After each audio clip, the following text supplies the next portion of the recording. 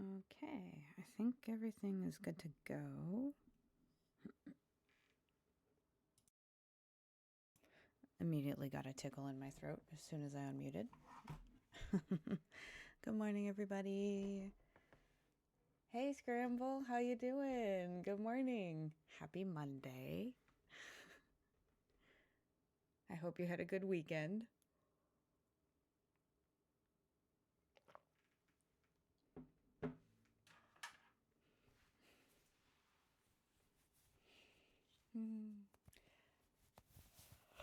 Oh my god, it was alright. Yours? My weekend?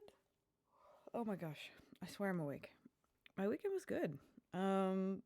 Kept it pretty chill this weekend. Mostly just hung out with the wifey and rested. I ended up doing a bunch of like art practice stuff over the weekend though, which was a lot of fun. Like I was just saying on the last stream how like I feel like all I've been doing is final product artwork, and I was like I want to just goof around with stuff more. So I did a bunch of like super quick like 30-second figure drawing just practice, like just for funsies and just to loosen up a bit because I get a little perfectionistic-y sometimes. So that has actually gotten me super jazzed. We're gonna do that also at the top of stream today because um it's just been fun, honestly, doing stuff that was a little less like precise. And here we go. Which window was it? It's this window. There we go. So if you're in the mood to do a little doodling along with, you are absolutely invited. But yeah, what else did I do this weekend? Cooked. I made a big batch of palak paneer for the wife and I, and I'll probably be having that for lunch today. Is if you don't know what it is, it's like a spicy spinach puree kind of dish that you have over rice with this kind of like not harder, it's a soft cheese, but like it doesn't melt. That's actually the paneer part, is the cheese. So then it's like cheese and spicy and rice and delicious. Because it's primarily made with spinach, when you cook it down, obviously it shrinks a ton. So last time I made it, I got one giant bag of spinach, and it didn't make very much. So last time I went to Costco, I got 3, and now we have leftovers. So I'm very excited. It's a very, very chill weekend. All right, let's do a little doodling because we need to warm up and get our brains activated. I've been doing just, let's see, let me pull up the window for myself. I've been doing like a bunch of 30-second just like gesture drawing exercises. I'm going to goof up my stuff a little bit. Yeah.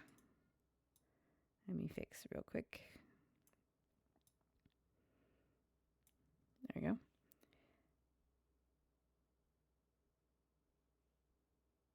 I think I'm going to do a minute today so I can get a little more detailed in before the time runs out.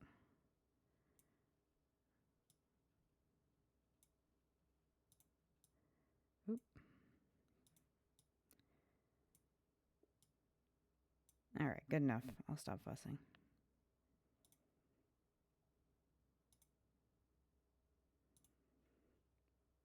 Okay, cool. Yeah, we're going to do a minute, and we're just going to go for a little while. I don't have a plan.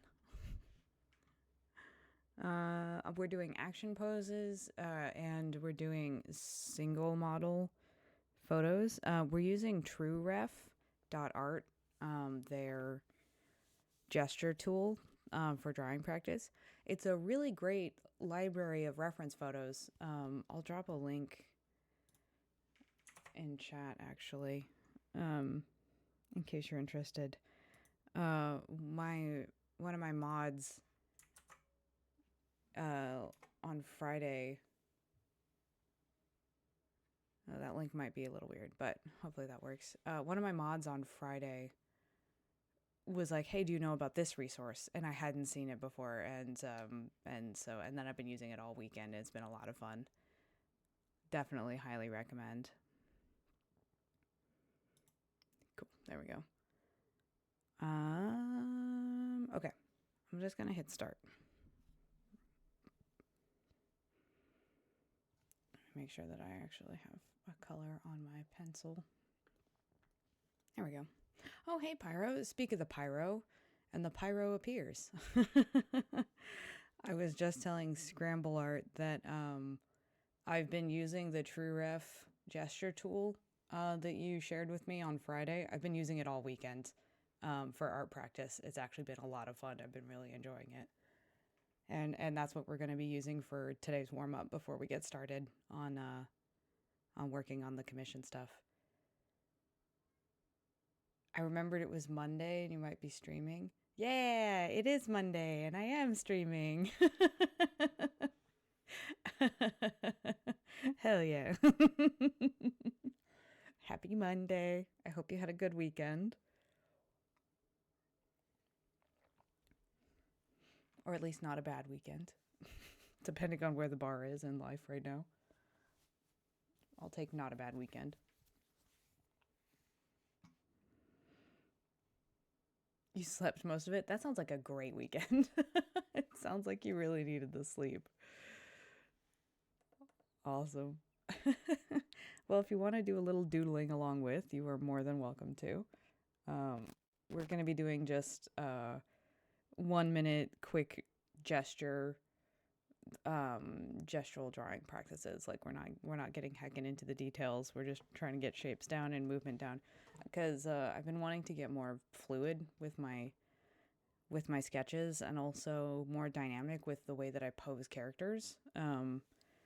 So we filtered for action poses, and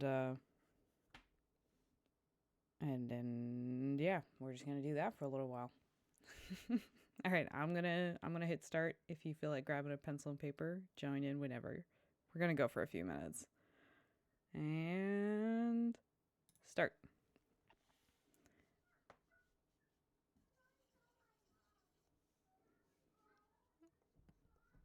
Oh, I hear some very sad babies outside.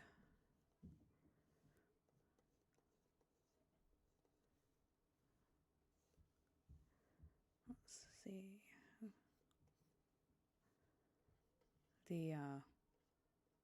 The kiddos upstairs. I think it's a cousin that's staying over or something. And they've mostly been getting along great, but I'm hearing some tears upstairs. Hopefully it's not pushing. Oh my gosh, it's already 19 seconds left. I already took too long.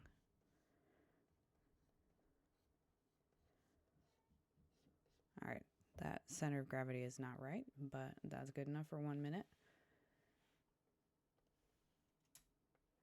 Your tablet open and trying to work on this overlay commission. Part of it's making me grump because you've been trying to figure it out. You think you may have finally gotten it. Oh, good. We love the breakthrough moment. I find sometimes that I really do just have to like put a drawing away for a while in order to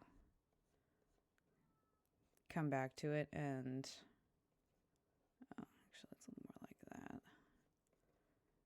And then see if the breakthrough wants to show up, because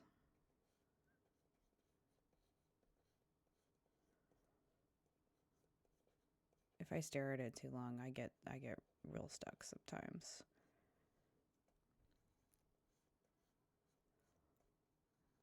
It's a little weird doing it on digital, doing this kind of exercise on digital and not on paper, not gonna lie. I'm not gonna be erasing or hit and undo at all, but yeah, there we go. That's something. All right, this man's is all leaned forward. Got a pretty straight line of action there.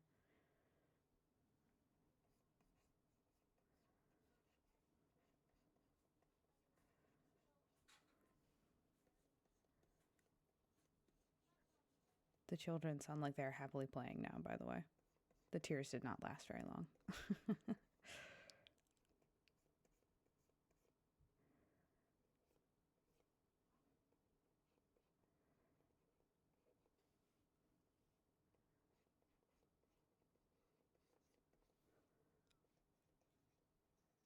15 seconds on this.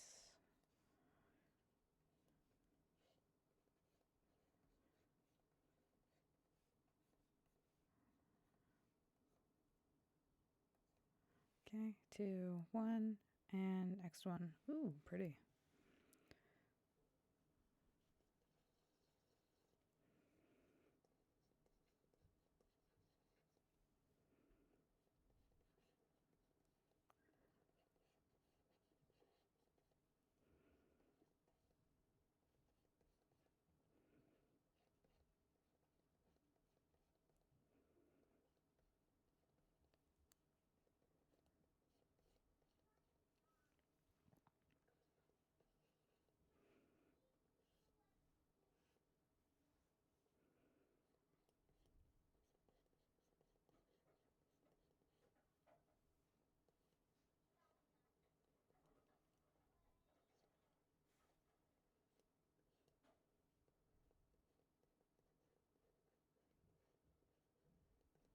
Five seconds left. 2, 1.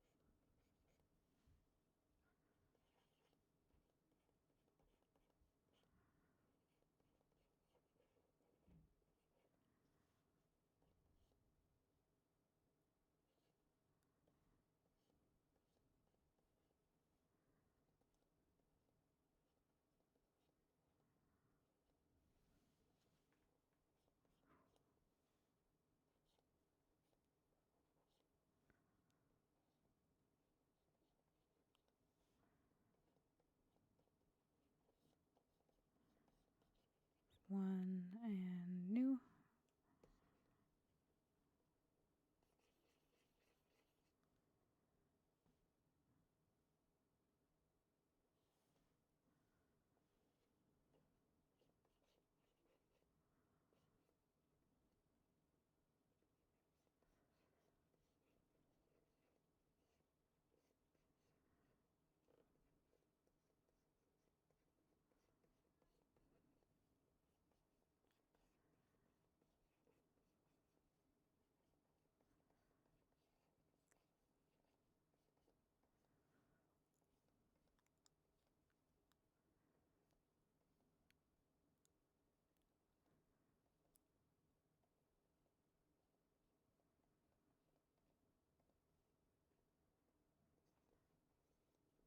Six, 5, 4,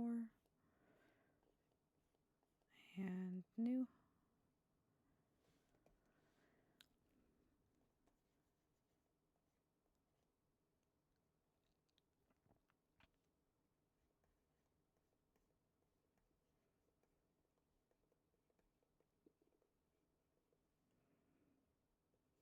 Can't really see her legs much in this one, just the front one. We can see her foot. She's obviously standing on the step below.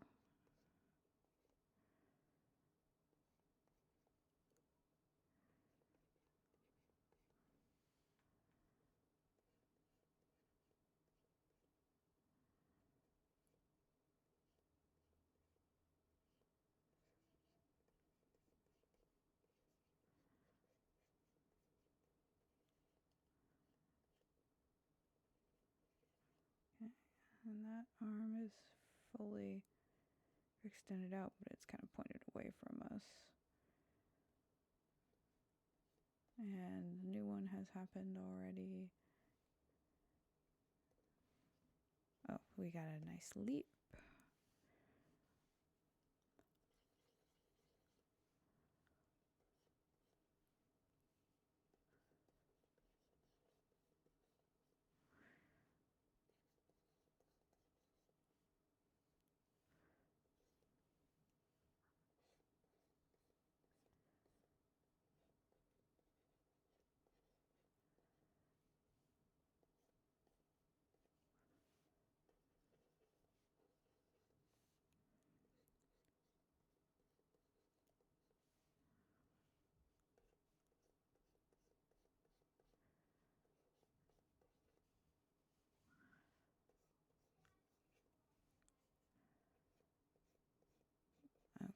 I'm gonna pause the thing now because I have a full screen of little guys. So I'm just gonna shrink this layer down and keep going for a bit longer.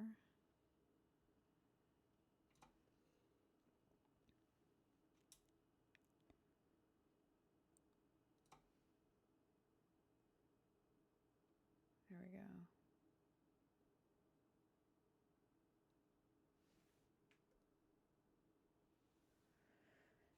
And brief break for a sip of coffee. Oh, I see, I didn't actually set up any water near me. I'm gonna have to fix that after the warm-ups. Let's do a handful at 30 seconds just to really get, gestural, not caught up in the weeds at all because there's no time. We're going to do a handful at 30 seconds and then we'll probably call that warmed up. I'm probably not going to be able to call the times very well on this. Not that I was terribly consistent with doing it anyway.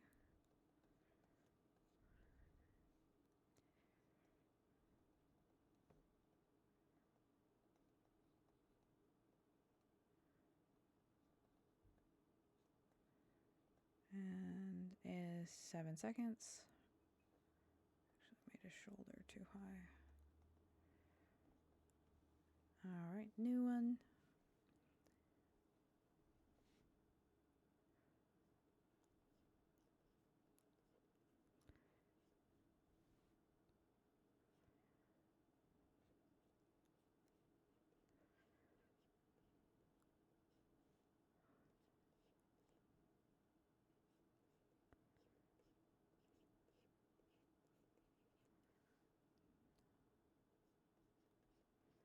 Oh, I did not get her arms drawn in time. Or their arms drawn. All right, new one. That is not a way that anybody has walked in the history of ever.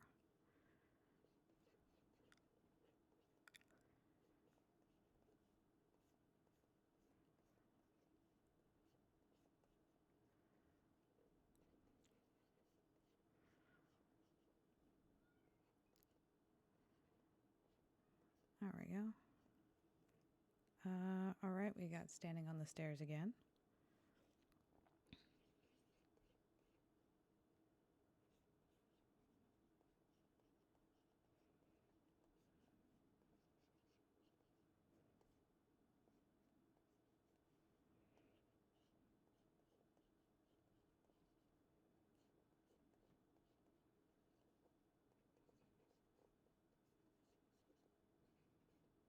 We got the Markiplier punch.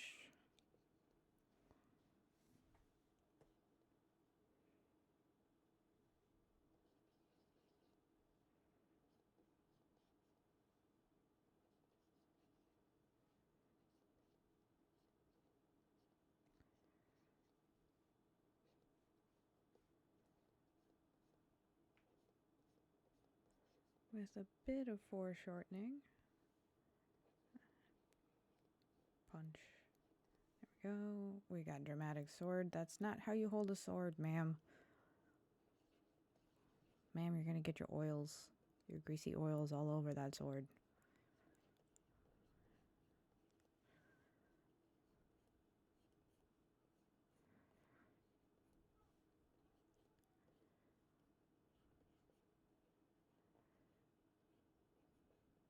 Holding it by the blade.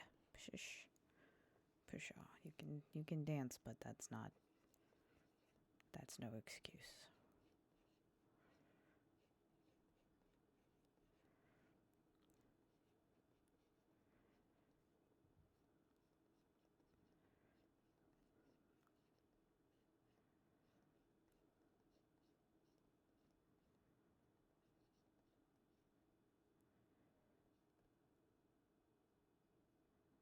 Okay, running out of room.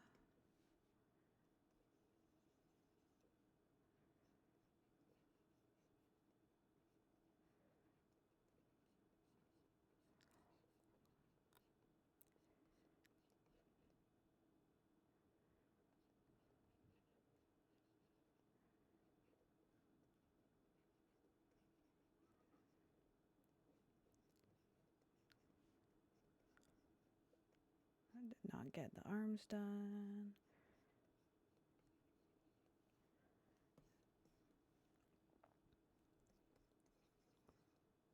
Okay, I think this is the last one. I've basically run out of room on my paper.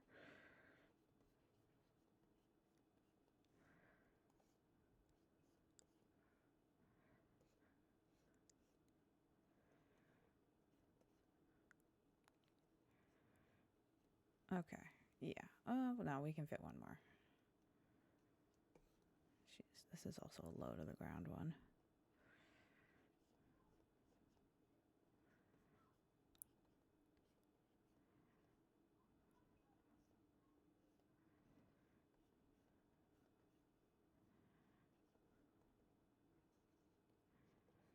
Didn't we do this one at the beginning?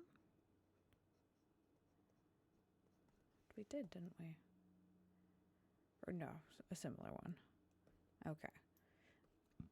All right, I have run out of room. Nice. All right.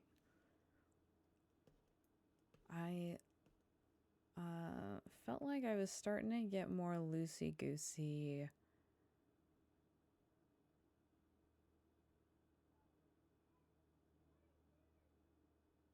Probably around here was the first time I was like, okay, I like how this one turned out as well. These ones feel pretty stiff to me, but these are starting to get more fluid. And then when we switched to the 30-second ones, I was like, okay, I gotta get more just swoopy with the lineage. These ones over here are starting to be a bit better in that department. Cool. All right, let's slap a little date on this. Save it for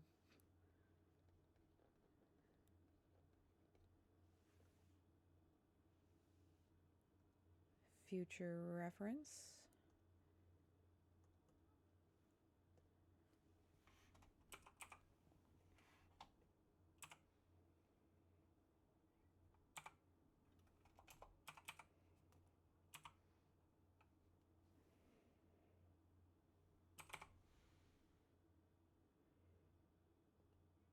Oh, I guess I'll open up and I'll show you one of the things I did this weekend.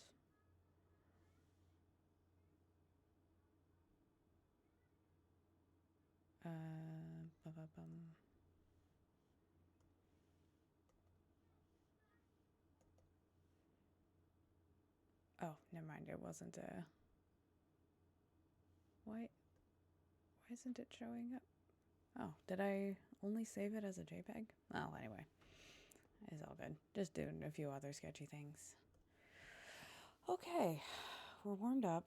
Now we're trying to get into the zone. We have come a really long way with this piece. Oh, let me get rid of these windows. There we go. We've come a really long way. Oh, this isn't the wrong one, though. This is the PNG. I gotta open the actual.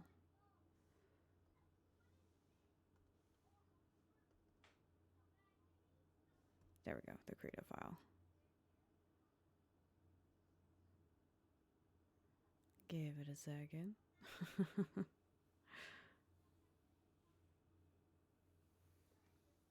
There we go. Okay, we've come a super long way with this one.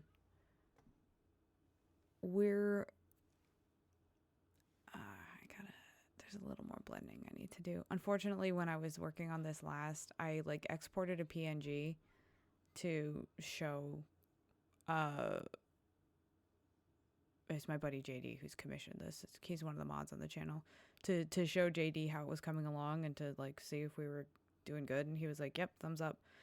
And then I save and quit out of it because I was done working on it for the day. And for some reason, it didn't actually save. So I lost some of my work on this. You can see it's a little different than the PNG. But I'm gonna maybe just apply a little bit of blur. Just a smidgen.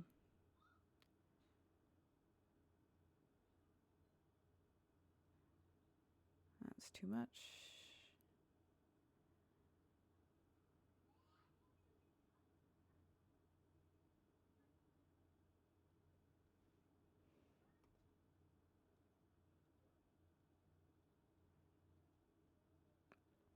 And anyway, one of the things in my many rounds of experimenting to try and give a little bit of a feeling of a scales texture, I was like, okay, what if we had some highlighting happening? Like, what if parts of the, oh, actually, my landlord is here.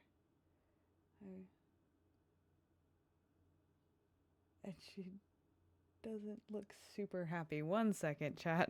I'm gonna mute real quick. Make sure she's all good. Or she's heading to the back?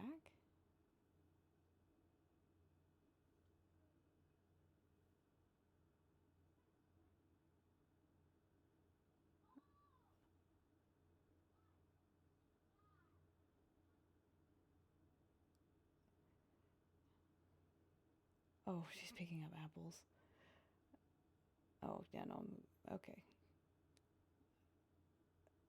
I need to tell her not to worry about that. I will get to those.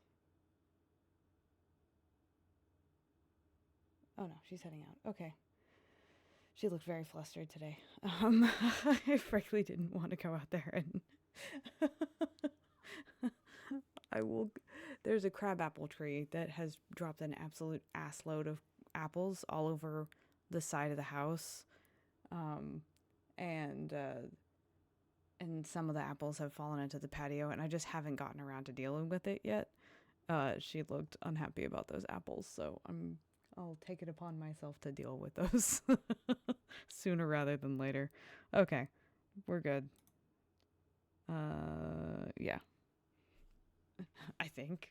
Adrenaline rush looking out your window and seeing your landlord. Okay, anyway. Back to focusing on the arts. Yeah, so what I was saying was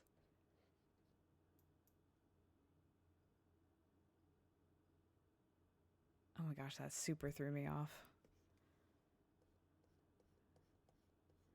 What is it about seeing your landlord that automatically makes you feel like you've messed up and you're in trouble? Like what is the deal with that?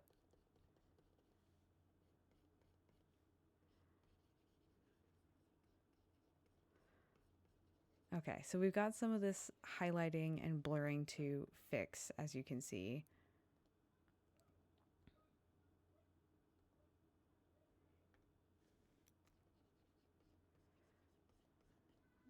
Because we got a few goofy spots. And we're going to keep working on the scales texture. It's not quite right yet. Pyro made some good suggestions last week on ways to do some scaly texture stuff. We're going to be trying some of those suggestions for sure. I don't really like that anymore, I decided. And this document is getting, I don't know if you can see under my boot, the memory is a little chonky on this. We're going to attempt to do something to help fix that a little bit. Okay, let's see.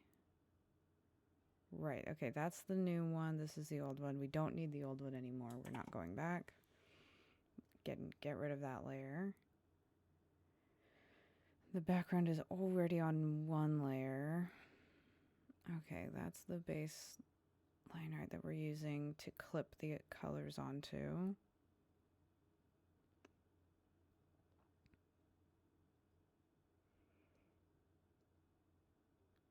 See, last time I did end up flattening down all of my colors and then decided I needed to fix it. So I'm a little scared to actually... Maybe I'll just... You know what? I'll just clip the colors onto the line art. Oh, that looks terrifying.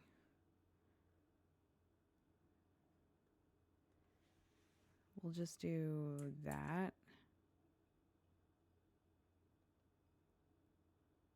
I think. Oh, why did it get more mad? Probably because that was a big change and now it's got it in the undo.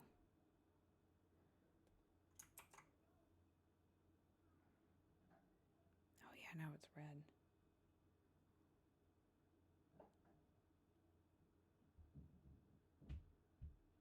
Huh, interesting.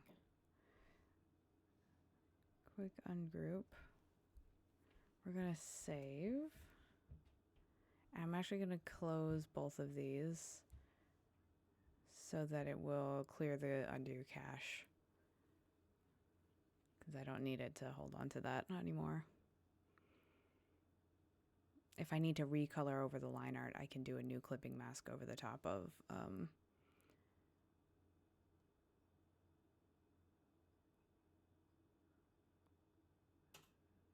that line art we just made. Oh my gosh. My computer is struggling. Oh good, Krita's not responding. Do I have too many things open? Do I need to close Brave? I don't think I'm using it for anything. I think I can close it, no problem. That might help. There we go. There we go. Look at that little, now we're in the green. Excellent. That should make everything go a little more smoothly. Okay.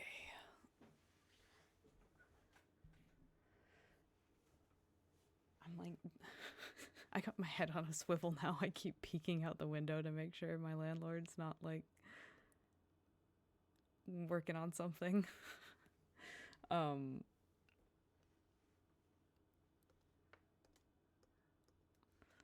She had some health stuff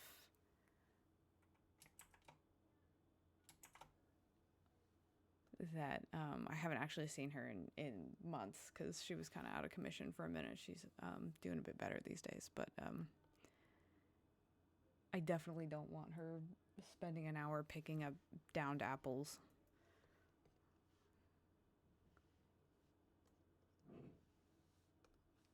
Because I can get to those. I just haven't yet. I've had, because there's still so many up in the tree is the thing. It's like they're gonna keep falling for a while, that it kind of hasn't seemed like there's a huge point to it yet. Like, it's not like they're rotting that bad and becoming a terrible mess. It's not great, but it's like, it's fine. Anyway, I'm gonna move this, I'm gonna put the screen layer to normal for a sec so that I can grab the exact color.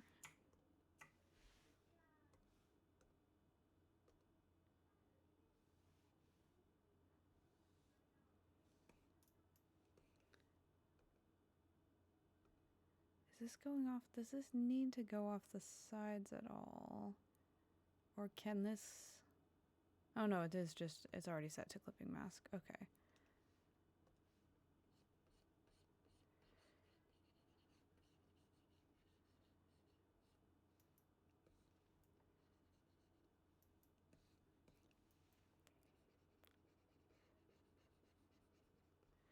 The edges of the line art, the edges of the pieces, like, looked strange to me.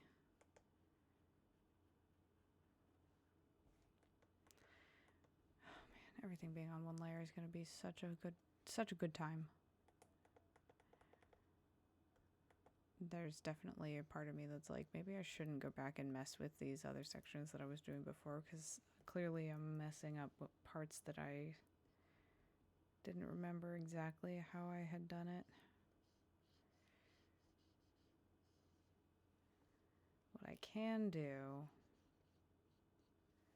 is stuff like this, where I can make selections in advance.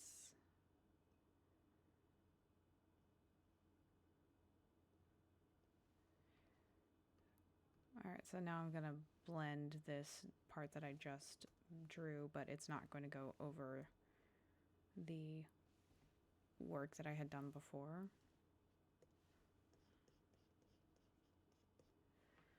Man. There we go.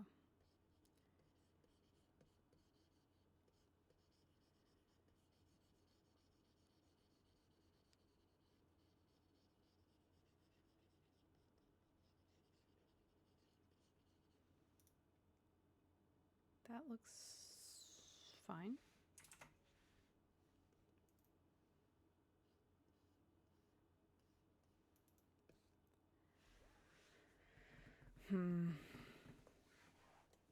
Okay, I wasn't actually expecting to feel this fussy about the piece coming back into it. It's been like over a week, definitely, since I've worked on it last.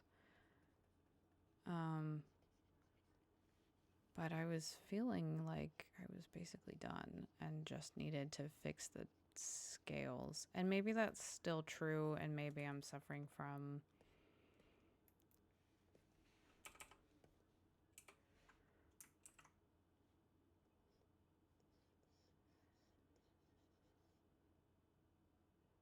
why is that? Oh my god. Okay, no one can see it. It's fine.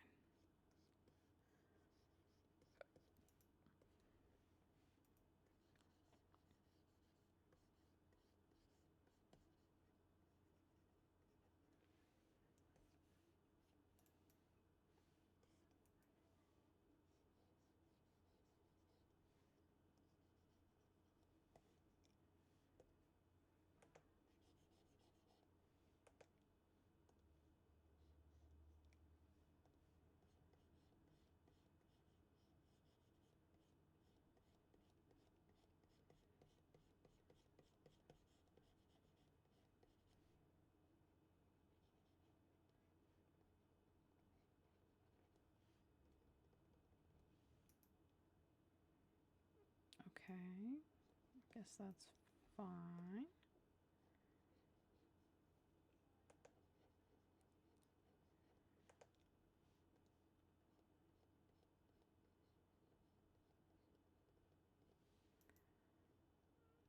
Okay.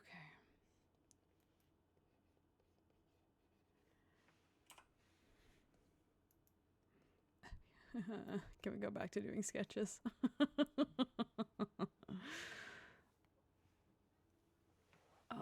Why is the final push on a drawing always such a challenge?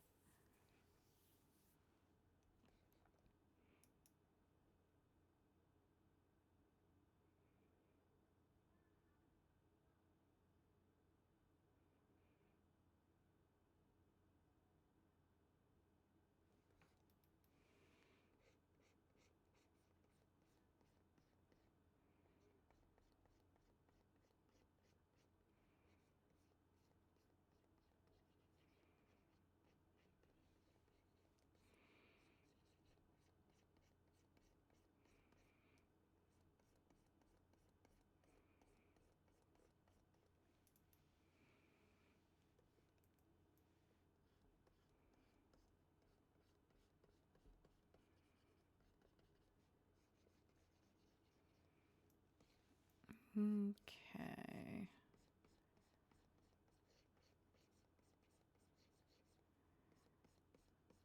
Wow, I'm making the most interesting commentary on this process, I just realized. I just keep saying, and okay. Very stimulating. Honestly, it's because I'm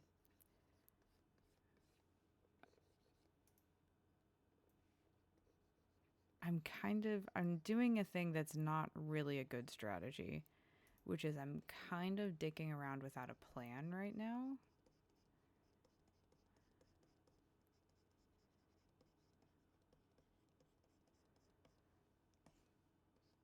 So I am struggling to figure out how to talk you guys through what I'm doing as I'm doing it, because I don't really know what I'm doing until I start doing it. Which, again, usually not a good idea. Usually that's how you end up goofing up something that you are happy with.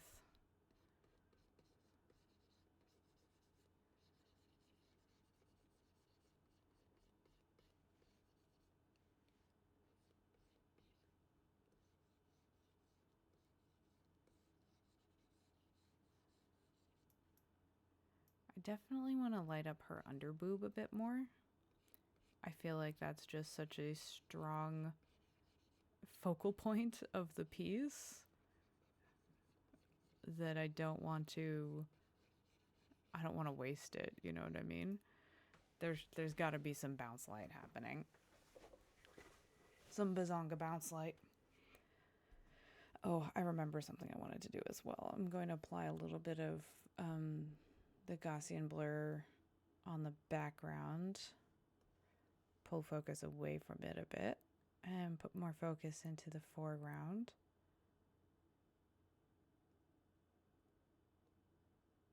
There we go.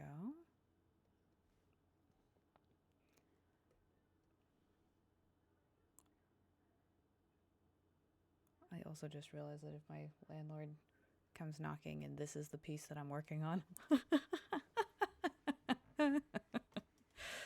she might have some questions about how I pay rent.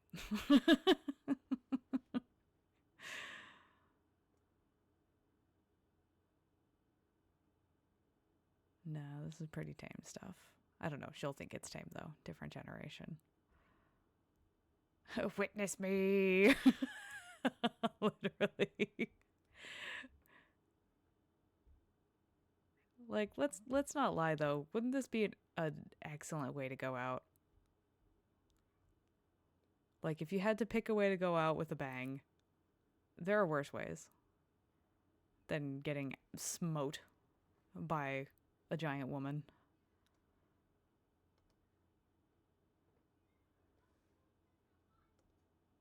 I also am going to add a little blur to her hair in the back.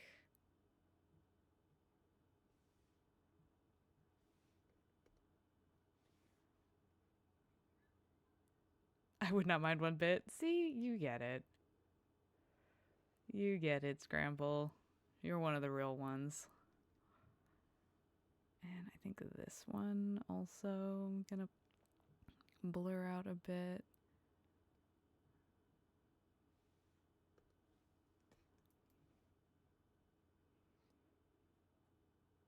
Oh, for the delay after the stroke. Poor Krita. I push Krita so hard.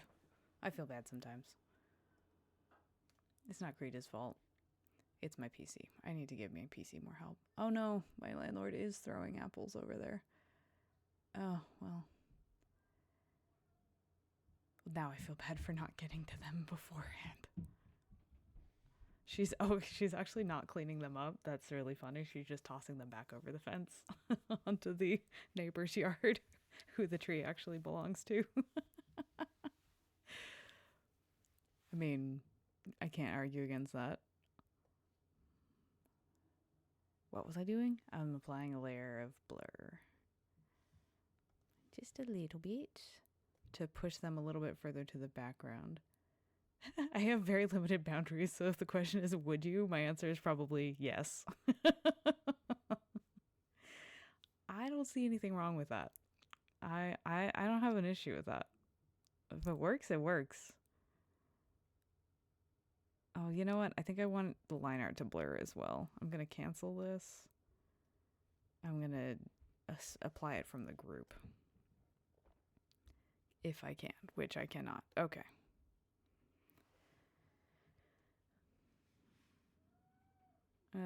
Then we're going to do it like that.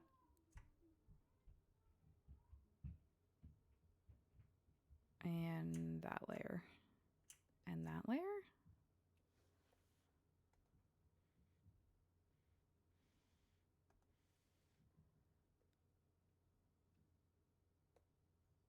Wait for Krita to think. Okay, a little more.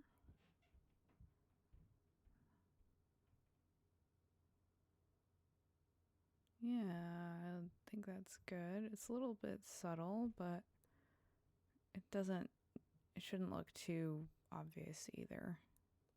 Because we're trying to just bring focus back towards the focal points here.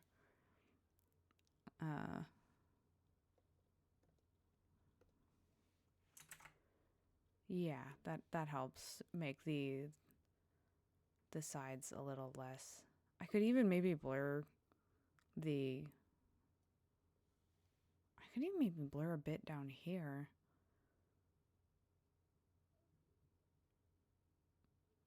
I'm gonna save.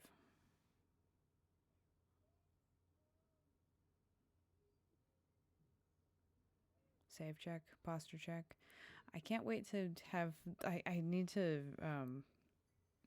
Obviously, I need to get to affiliate before they let me do nonsense with the chat. But I'm very excited to get to the point where people can use their channel points to tell me to stop being a gremlin. That's my goal right now. That's what I'm working towards.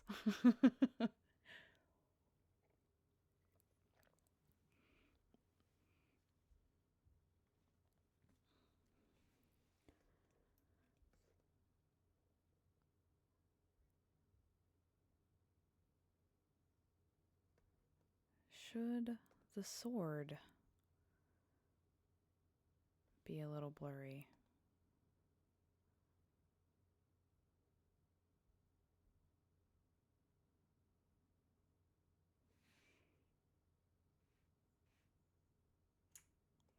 Maybe yes?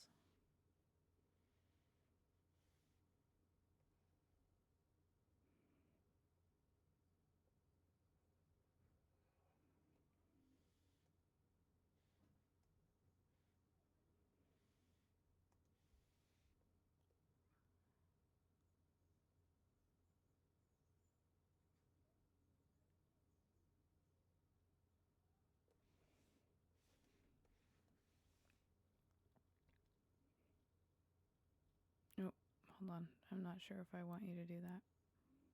Yeah, I was doing something else. Undo the blur.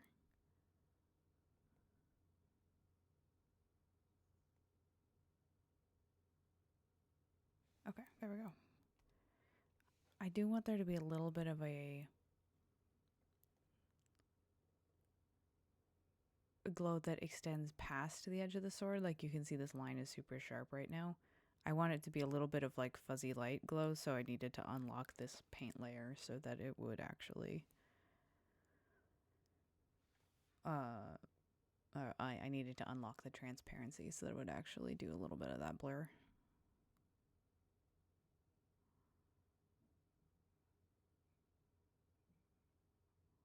I should not be looking at it from this close.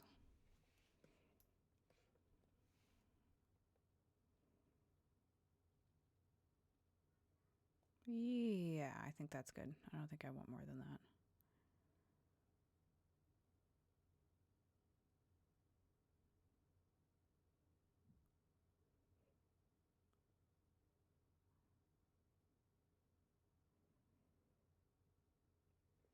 Okay.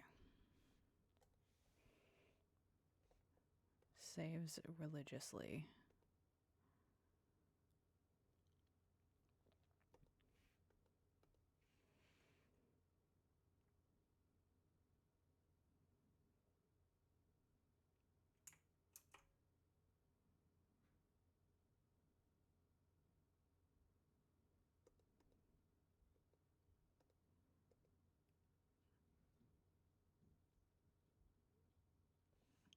Okay. Hi, Zora. We were not home. Oh no. Are you telling me you were out having a life? That you're not just always here at my beck and call 24/7? I'm shooketh. How will I ever recover from this betrayal? We were out doing responsibilities. I'm so sorry. How dare I? Yeah, really though. Like how rude. How come you're not planning your life around my stream schedule? Sheesh. Kids these days, I tell ya. You made it back before the end and you forgot to go to the pharmacy for your new inhaler? No. Um you need inhalers though is the thing. You Guys might do you have to go back out? Because I feel like being able to breathe is kind of important. Subway lunch, maybe. I do love me a Subway sandwich myself. That's I approve. You're not leaving again. All right, so Slurp is my wife in this situation, and Cat is me. If I go out on errands all day and I realize that I goofed and forgot something, that thing has to be like life or death level of important before I will go back out to get it. It's like, no, I'm done.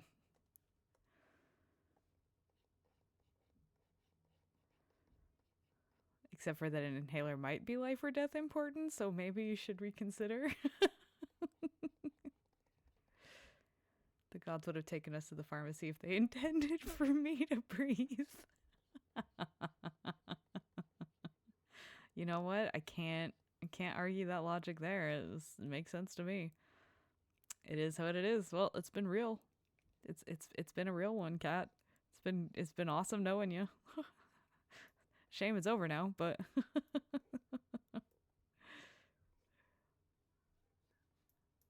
get a you gotta get a little bounce light under here. That just looks good.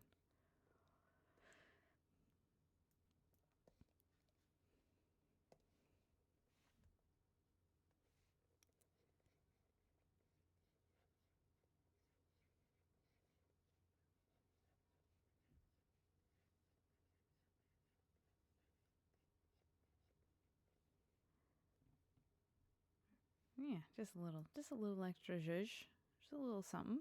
So we need to do more of that under the boobies. Under the bobas. I think they should be a bit green, to be honest. The bounce light, now that I'm thinking about it.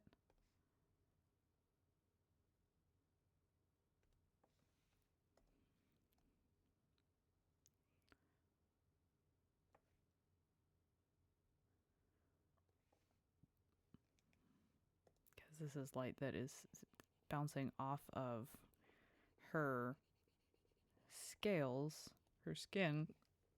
Excuse me. I'm using the right thing, right? I can't tell.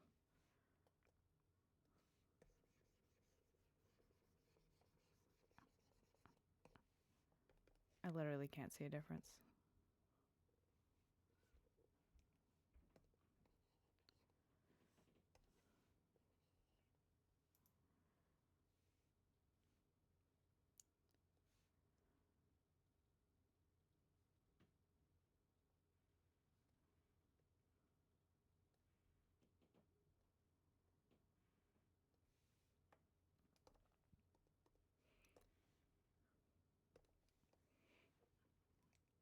Okay, we're gonna do it like this. Actually, no, we're gonna do full opacity on the pen, half opacity on the layer.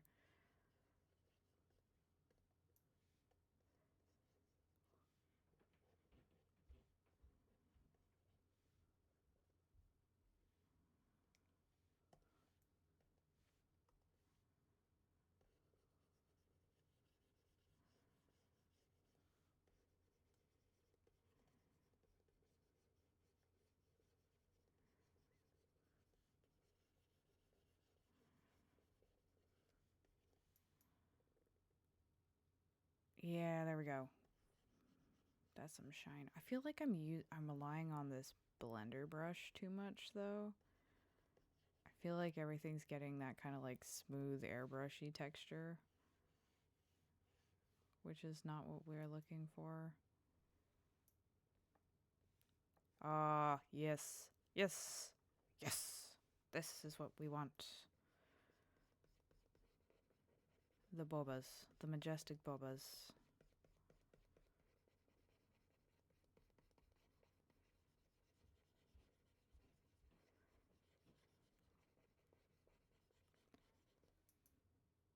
Beautiful, beautiful bobas. This is we're the feeling that we are trying to evoke is a feeling of awe. Just respectfully. So much awe. in the moment right before you are cloven in twain.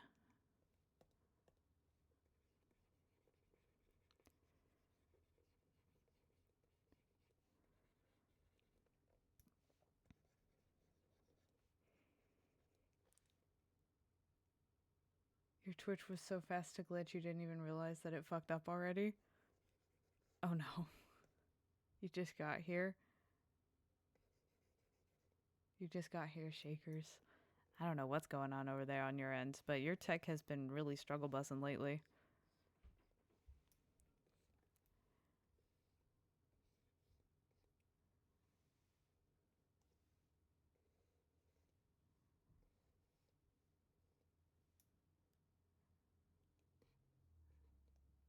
I have the thing where I don't have a good frequency for electronics.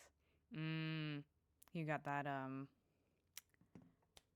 you got the Harry Dresden phenomenon. You need to drive a Blue Beetle because you'll short circuit all the tech in your new car, kind of a thing. Who? It's a book series.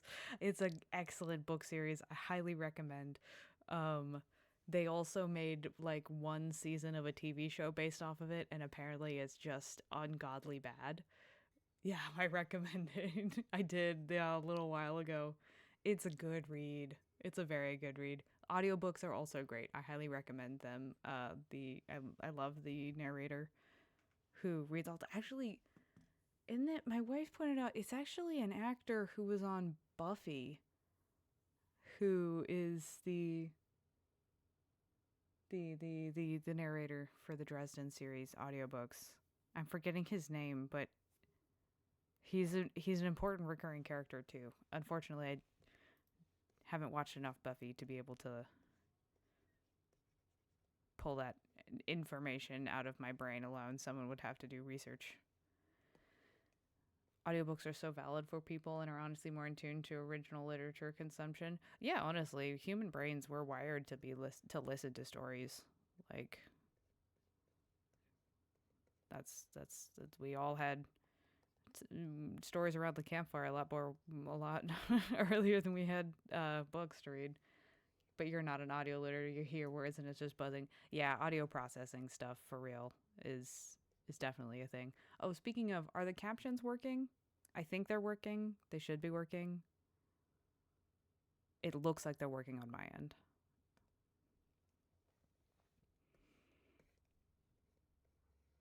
If not, then I would like to know so that I can tinker more later.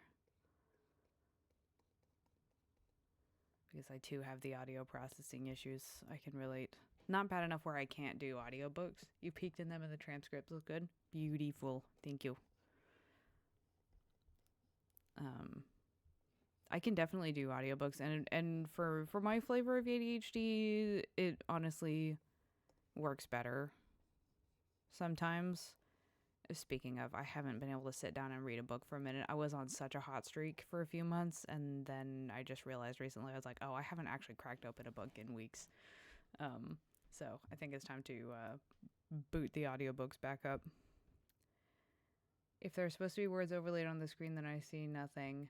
Oh, hell, you didn't take your ADHD meds this morning? Oh, rip. Is it too late to take them now? I think the start spinning around screaming and sparking like a firework. Literally, though. I believe the way the plugin is supposed to work is that you can change the settings on your end.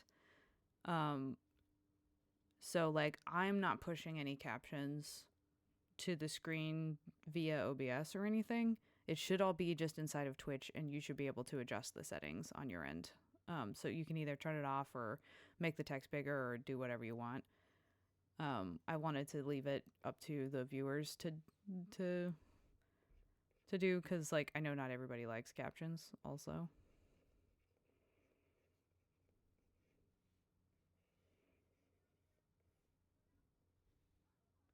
Hell yeah, you like this option? Hopefully it's working well for everyone.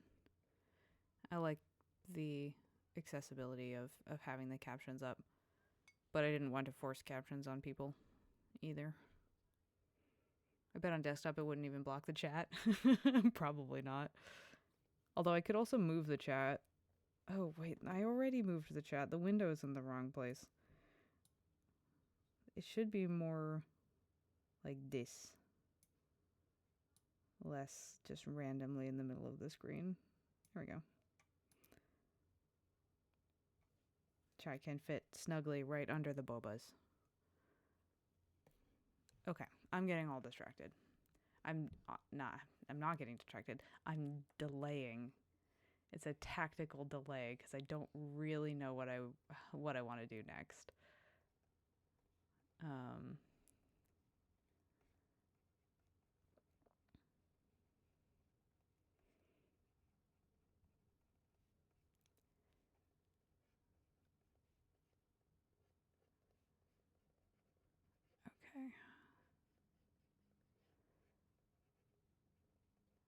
I have ideas of what I think might be the next best steps. But I don't know if they're going to work, and so that may entail undoing work that I have done, which is not my favorite thing. So the prospect of maybe having to undo my work is definitely making my brain itchy, but we're going to just have to push through regardless. These beams of light are very visually pleasing. Excellent. Good. I'm glad. I like the way they looked too, so I'm glad to hear that they look good to y'all. You don't have an artist word for there. Umami for my eyes. Umami for my eyes is perfect. I love that. That would make a good sticker. Just like a little, I don't know, like a little sushi with like big heart eyes or something, and like, you are umami for my eyes. Internet is out. No idea when it will be back. Using my mobile hotspot to pop in for a moment to let you know. Aw, rip. Thanks for letting us know, Pyro. I'm sorry your internet is deceased. Everybody's having tech issues today. Cat's internet was also being wonk. It's going around, apparently. Yeah, you were being unusually quiet. I was like, well, she's working on art. She's probably focus mode. Turns out internet was dead. That's a super bummer.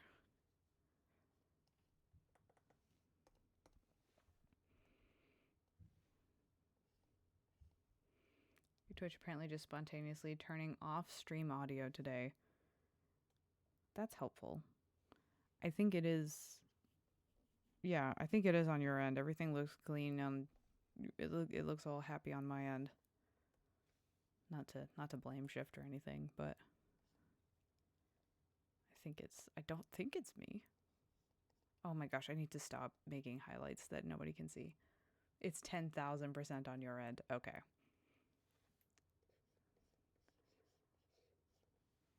Chat, help me. Okay. Here's the deal. The deal is we have to fix her scales. And by fix, I kind of mean more finish than anything else.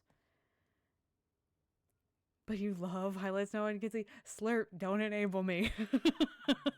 Don't enable me. If I'm saying my Twitch is freaking, it's because it's my bad relationship with the app, not because your stream is bad. Okay, cool. I mean, tech problems also happen on this stream. It's far from immune. God damn it, Slurp. No. Cause I can keep going. Look, I can put some here. A little more bounce light. And some here. Some can go here.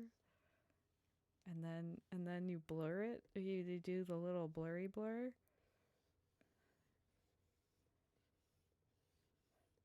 Cause it's like there's so much sunlight happening and some of it is bouncing off of her skin onto the things.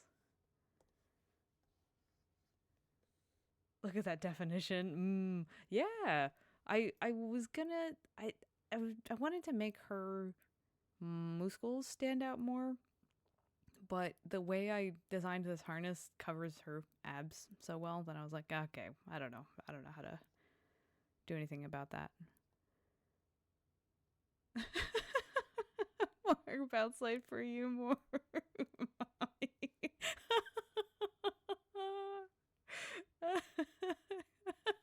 chat is cracked today, and I'm so here for it.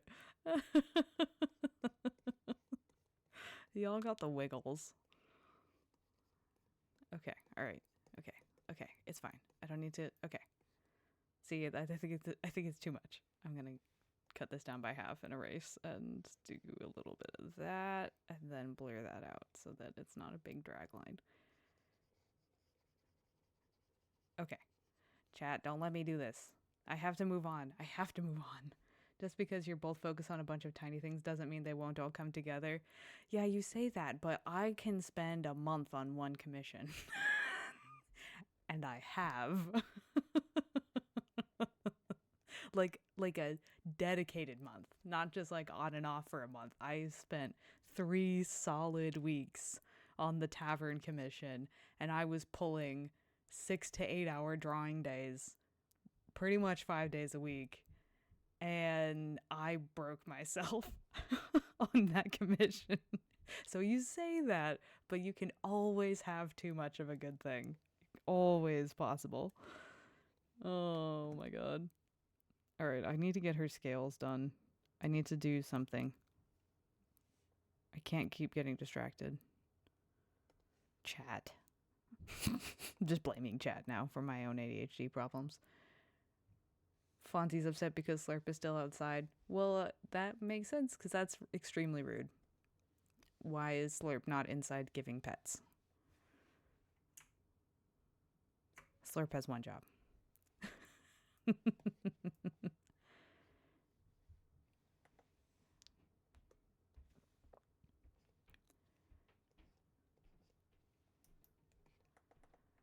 Okay, so because we're kind of modeling her scales on snake scales, we're going for a bit more of a hexagonal shape.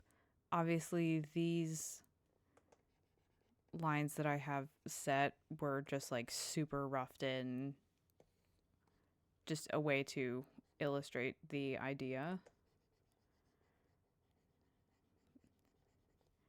So they do need to get fixed up.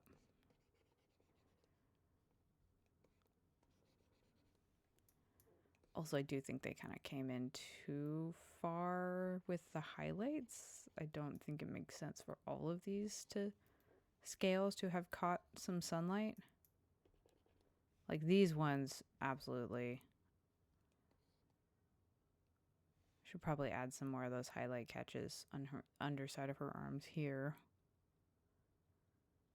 Maybe a little bit. Or at the very least, you know what we could do?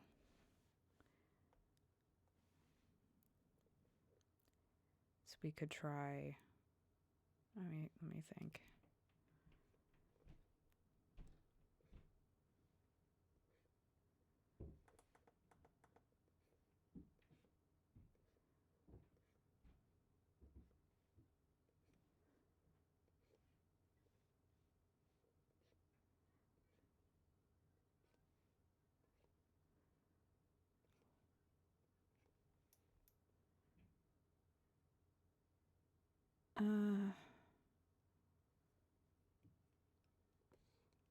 I don't think I like that.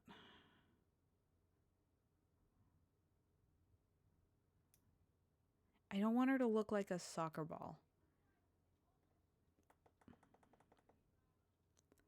I need to find the sweet spot between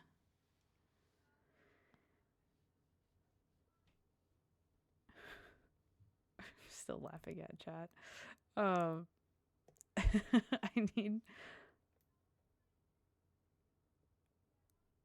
want to find the sweet spot between subtly indicating, yes, this is a Durganborn. They have scales. And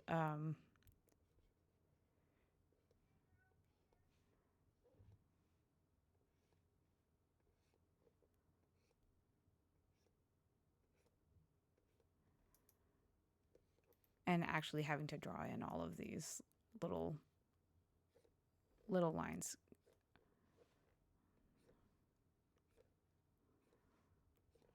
I want sweet spot because I don't want to draw scales all over the entire surface. of this dragon.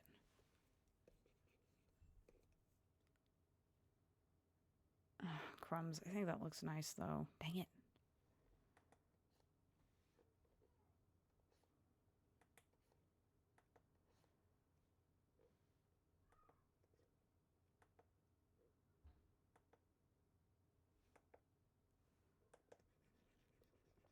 Draw scale patches where light is strongest. Yeah, that's what I'm thinking. Like, I want... But I think if I'm doing that, I should have like a shadow equivalent of that as well, don't you think? Where it's like, the grooves, yeah, in the between the scales. That's what you've done in the past. Cool. I would not mind seeing an example of that. That you've done if you wanted to share, by the way, because this has been a bit of a brain fart of a process for me, not gonna lie. Link permission? Oh yeah, let me see if I can do that.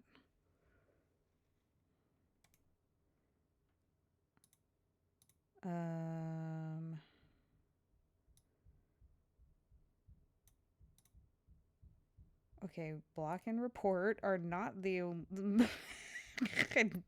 those are not things I want to do. Why are those my only options?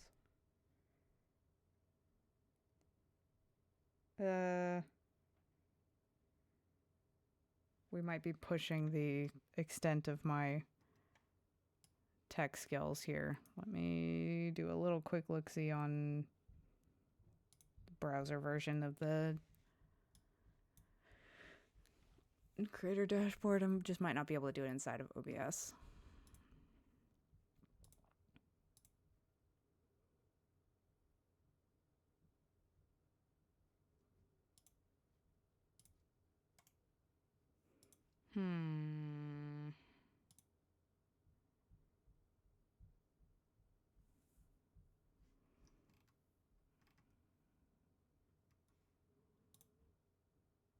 Last time I did skills was for flavor, so I just did here and there. Yeah, I don't know. I honestly, I've actually been trying to figure out how to get rid of the like link ban entirely for chat, because it like, you know, bots do nonsense anyway, so it's not like the link ban stops bots from coming in and being annoying. It just stops, you know, folks from sharing stuff. I don't know if I actually know how to do it, but if it's like on your Kara or something, I could go find it.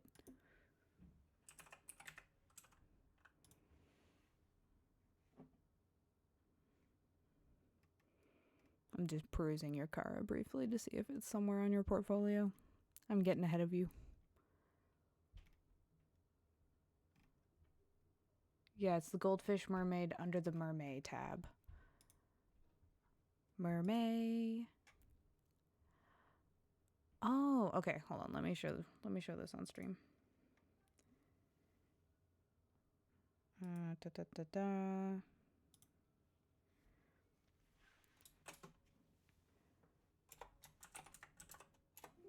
That name is already in use. Okay, well then use the existing one. Except for it's not working. Properties. There we go. Okay. Stick you in the right layer. There we go. Perfect. Okay. This one? Ooh. Cuteness. I hadn't liked that one yet. Can I zoom in? No, because Kara is still working on all of the things. Yeah, that's really nice. I like the speckled detail of the highlights. This was something that I tried to do initially on Zaveira, but the brushes that I was using I was not satisfied with.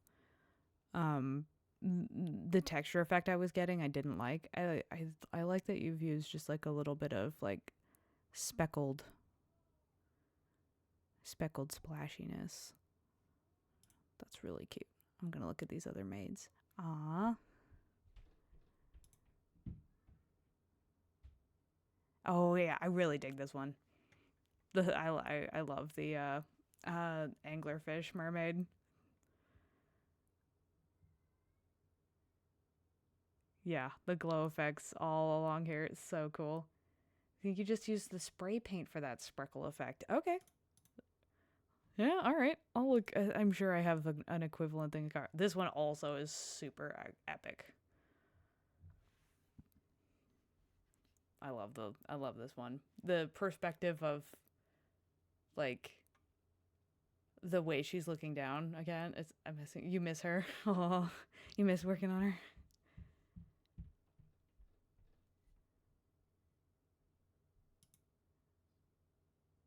This one's also really good. All of these are good. Folks who have not followed Scramble Art yet, consider this a Scramble Art shout out to go check out their Kara and their Twitch. They are also streaming on Twitch. I tried to add a shout out function in my chat, and because of the link banning, it's not working. So I have a long list of oh, you were streaming today? Or are you going to stream later today? Fish. Yeah, let me go to Doink in about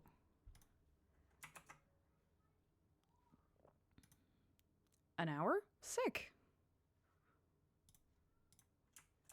Doink.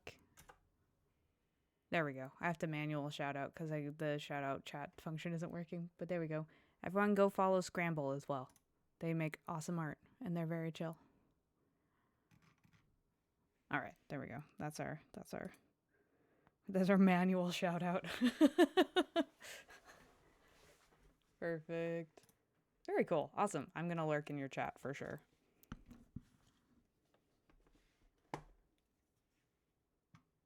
Okay, shrink-a-dink that. Perfect. All right. Okay. Yeah, that was a good method. I liked the way that turned out.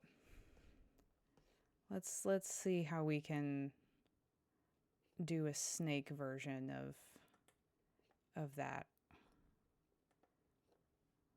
Again, the main thing is just making her texture not look like a basketball or a soccer ball, I mean.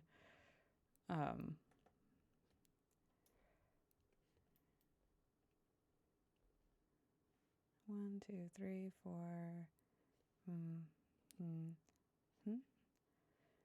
Are the scales really big on her? Yeah, I was thinking I would keep them pretty big.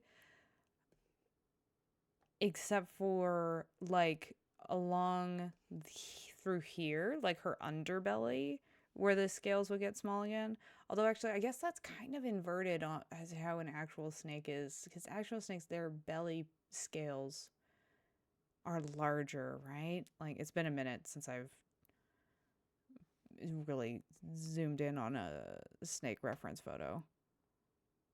Now that I'm thinking about it, I think I have it backwards. But like on a human, like the skin on the neck and the chest, like through here, is going to be more sensitive.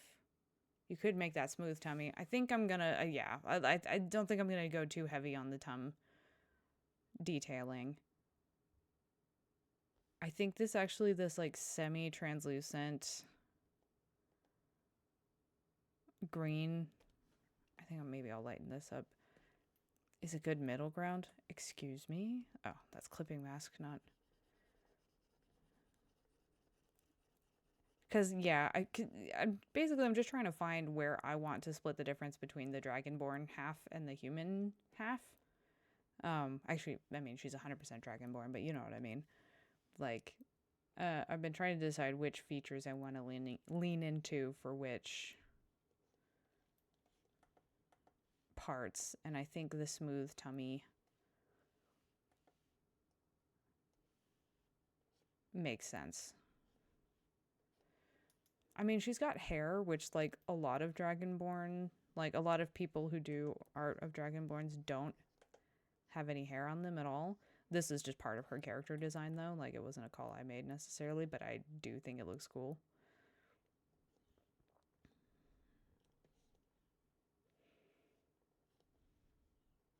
But I don't know. I think people tend to make Dragonborns too dragony. Because, like, dragons in the D&D world, they can transform, they can make themselves look like straight up humans as well. Like, obviously Dragonborn don't have access to a whole cadre of dragon abilities, but I don't know.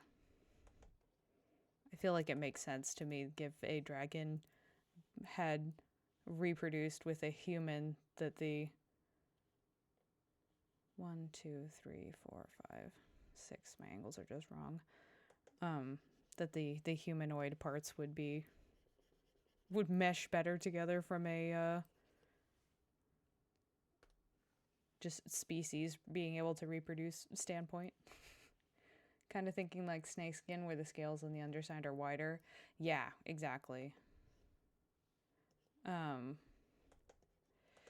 I've already started her scales pretty big here, so if I was going to do big scales, they'd need to be pretty darn big in order to be proportional.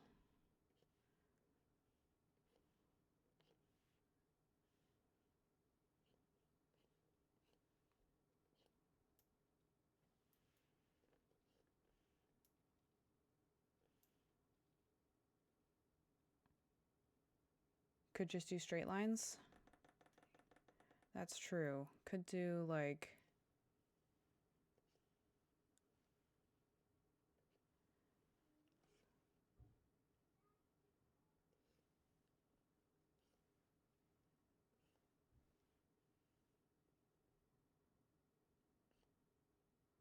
Because the snake, like... Yeah, because a lot of snakes on their main tummy scales, they've got like a central row of like the really big plate scales. Problem is she's got bazongas. So I feel like the scale detail is going to have to get smaller through here just due to physics, jiggle physics and all that. But like, yeah, I guess we could do like zoink. That would be that. That would be that. It would actually go in like that. And then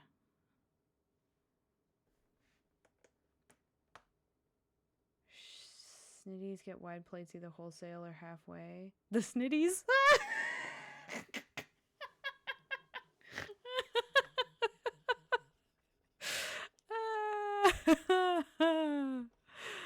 That's my first encounter with that term. Took me a sec to figure out what it meant. Wide plate, either wholesale or halfway. I guess we could do big scales, and then let me just hide the highlight layer for a sec so we can just look at one thing at a time, actually. They could get big scales, but then just be like bulging. But again, the main thing is I don't want to accidentally give her soccer ball boobs.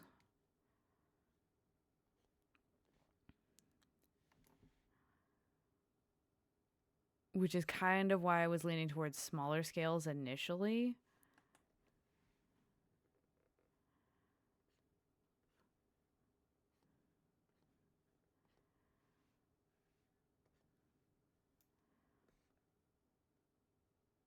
Like with a scale pattern? Yeah, exactly. Because this, to me, just looks like she's got a couple of volleyballs strapped to her chest. I think the larger plates down the middle is definitely the way to go. I'm liking how this looks, and I'm starting to come around to like these little details. I'm gonna add a little bit more here and there. But sorry for the upstairs noise, by the way. I will mute if the stomping continues for much longer. I mean, am I the only one that thinks that the soccer ball boobs are maybe a bit odd? So I'm also open to the potential that I'm, like, being too fussy.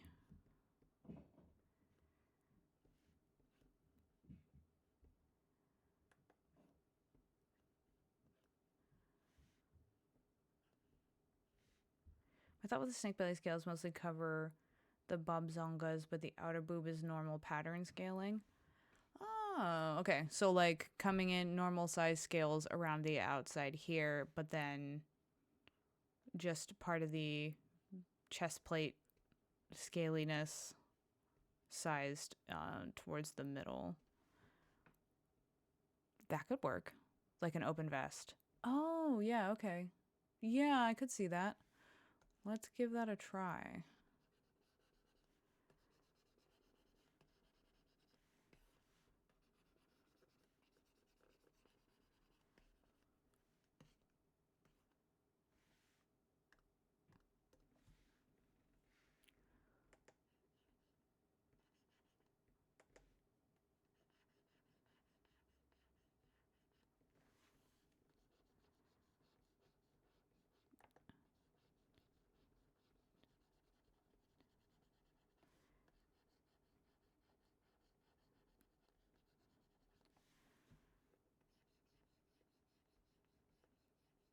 There we go. You could have the wide belly scaling stop beneath the chin for aesthetic follow through. Yeah, because that's also accurate to snakes. Like that, once you get towards the face, then you get, which I'm gonna fix these lines as well. Then the scales get much smaller and more irregular. Like scales are pretty even down the length of the body, but then around the face, there's a lot more irregularity. Let's go back to our, which layer is it? Oh, did I put the snake scales on 2 different layers? I did. Right, because I'm pretty much happy with these. I'm going to make these a little lighter line weight, like, to match that. Okay, I'm going to do a second pass at the large chest plate scale thing. You know what? Why am I making my life harder? Let me get Pure Ref up and look at a snake.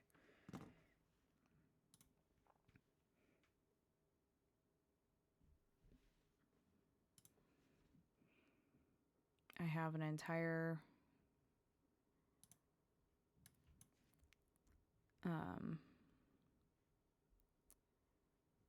Pure Ref saved for a commission. Search snake women. I feel like I could get a lot of different things from searching snake women. Maybe I'll just hide that browser window from chat just in case, so I don't get my stream pulled down.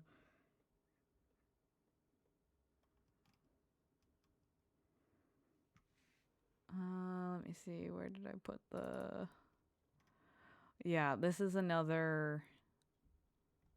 where's the Pure F? There it is. I don't know if I have one that's... Pure F has the worst shortcuts in the world, and I hate it so much. Okay. Bro. Yeah, here's a good one of the... Yeah, actually, so why don't we try something like that?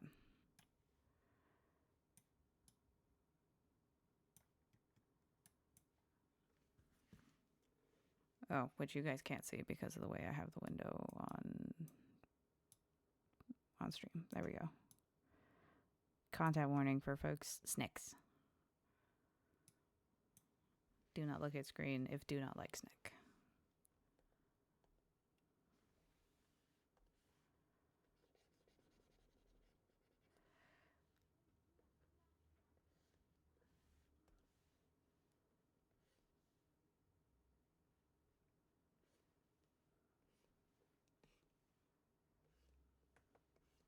This is what you meant by horizontal lines, or by straight lines, isn't it?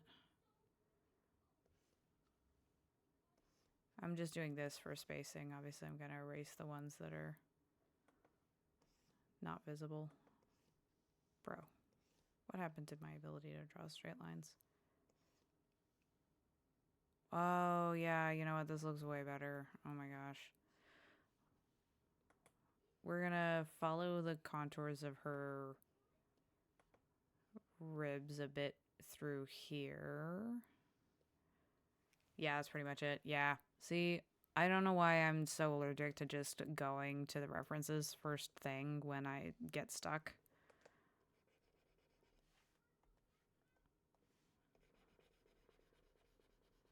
I have too much of a instinct to brute force stuff. I blame video games.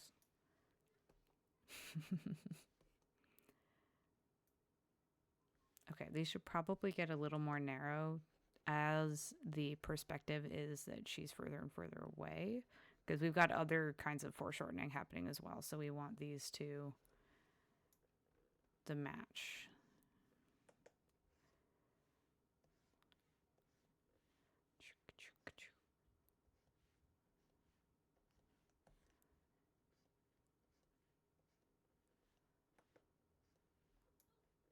There we go, something like that. We'll clean that up, of course.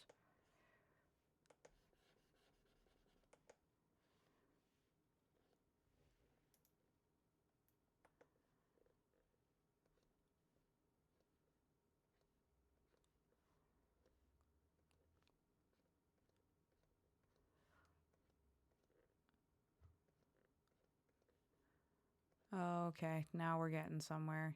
Thank you for these suggestions, Scramble. This is hugely helpful. Oh my gosh. That looks so much better already. Yeah, I can work with that.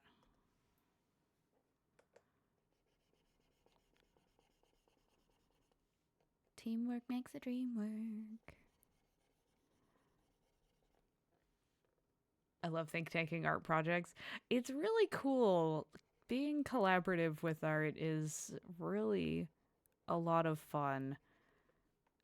Cause it's so neat seeing like how diverse everyone's perspectives and experiences are once you get everybody like working on the same thing. It's very fun.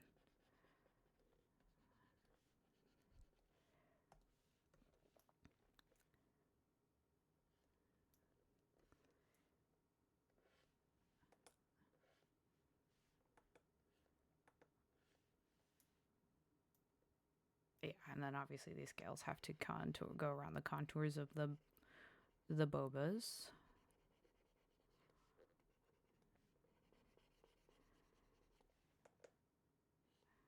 It's funny. So I have this commission that this one we're actively working on, and then I have another commission that is it's a business commission that it's finished, but like I'm kind of doing a V2 of the.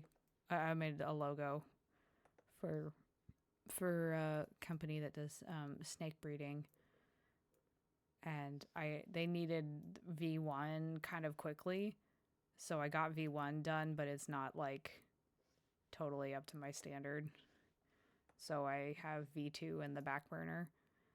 And the part that is like not up to my standard, it's the scales on the snakes. Shocker, I know.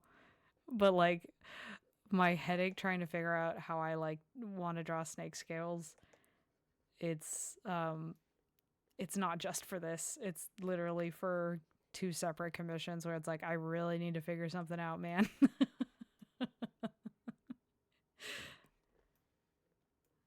I'm gonna have these go further out.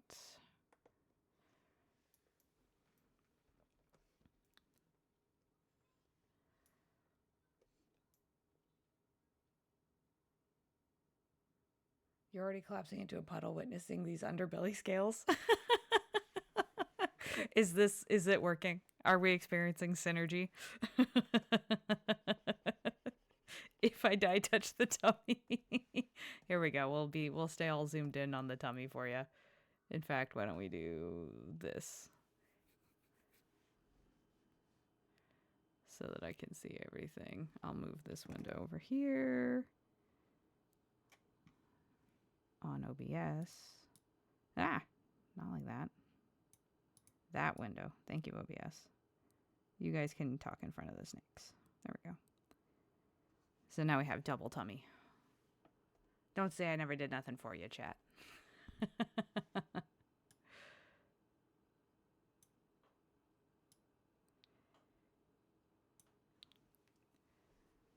Yeah, I was quite happy with the shading on the tum. Not gonna lie, I was pleased. It's the this part for me. It's the top of the thigh, like connecting to the hips moment. That's chef's kiss. That's where it all begins.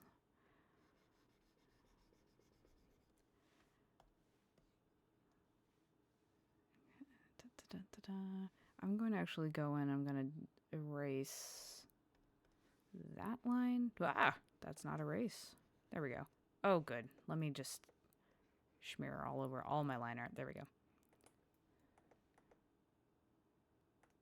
Excuse me. There we go. Bro. Okay, we're going to do that so that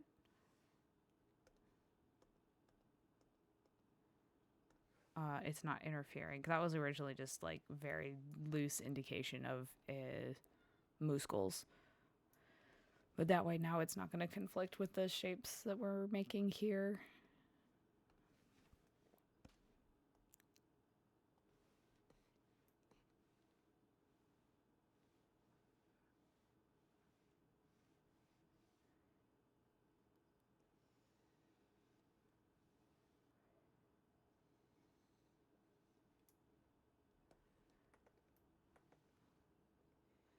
I also gave her a belly button, which I'm also realizing now doesn't make sense. Well, but like, okay, so if a human, okay, here's where we're gonna get into the weeds. Here's where we're getting into the weeds. So I feel like here's my murder board red string theory. It doesn't matter, Rogue. Well, Tommy. First of all, you're absolutely correct. It doesn't actually matter. I feel like it would be more upsetting to the audience to have a tummy with no belly button because we're just geared to see belly button tummy situations, right? Like, first of all, that. Second of all, I feel like a dragonborn who was carried by a dragon is gonna have a different physiology than a dragonborn that was carried by a human, right? I feel like that just has to make sense. So I feel like there ought to be different varieties of dragonborn, like because of the physiologies at play. Like, I understand magic, dragons, nonsense. Like, obviously it's all made up. But one of these is a mammal and the others is a reptile. So, and that's what I was saying earlier. It was like, I feel like dragons have to be kind of human-y, like more human-y than people give them credit for, because it's literally an interspecies thing, right? And the humans, like the dragon's flexible, but the humans aren't, right? The human physiology is not. We can't just like start laying eggs if we feel like it. Whereas the dragon physiology can shift into human mode if it wants to. So it's like, okay, so I feel like they're actually going to be pretty humanoid, hence belly button and tummy. However, if we were to say, if a, wow, these lines, oh my gosh, Scramble, you're the best. You saved me. This is, oh my gosh, headache alleviating as we speak. If the offspring was carried by the dragon, would they get laid as an egg? I feel like the answer is yes. Unless it's a Loki and Sleipnir situation, right? Where let's say the dragon is female, they get preggers, then they're stuck in their humanoid form, assuming that copulation happened while in the humanoid form, which we can't make that assumption in every instance. But let's just go with it for the time being. In which case, then I think it would be like a mammalian live birth situation. But if copulation did not occur in the mammalian form, if it occurred in the reptilian form, then I feel like it would be like eggs that are laid, right? In which case, the offspring would be a lot more reptilian and wouldn't necessarily have super heckin' reptilian features. So in those instances, I think those dragonborns wouldn't necessarily have a belly button, right? Because they got laid as an egg. Anyway, that's that's enough of my inane ramblings for the time being. But you see where my head's at, right? Like, these are the things that I have been pondering while spending too much time on this drawing. That looks so much better. Oh my god.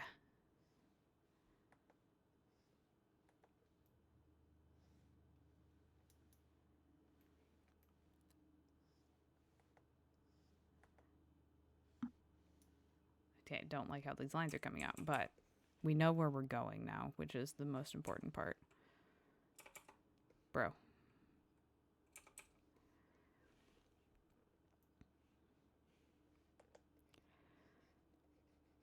Why am I on the line art layer? I shouldn't be on the line art layer. Why am I like this? I should be on this layer. Alright, it's fine. It's all going down to one layer eventually.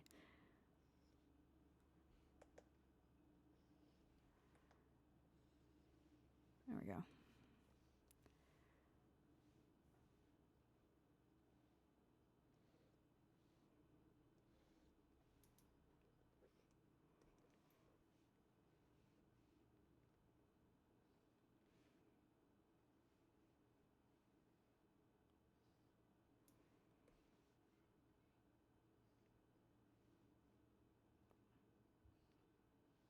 There we go.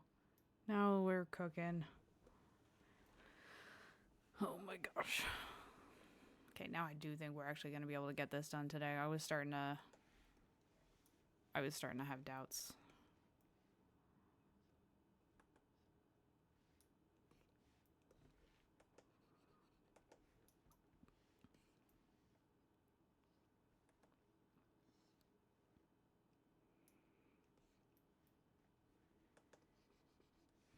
That's on the line art layer. Because I am silly. There we go.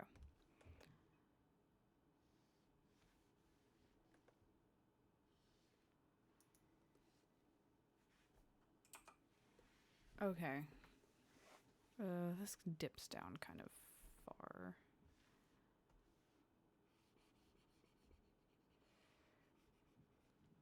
And this doesn't totally follow the right curvature.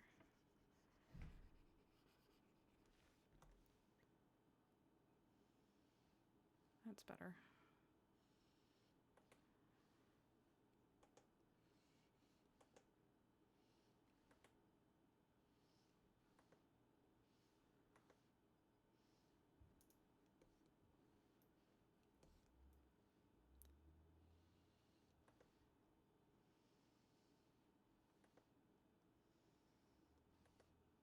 Bro.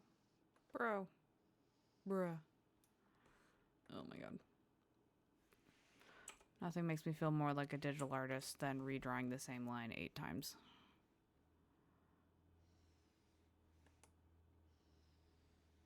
There we go. Ish.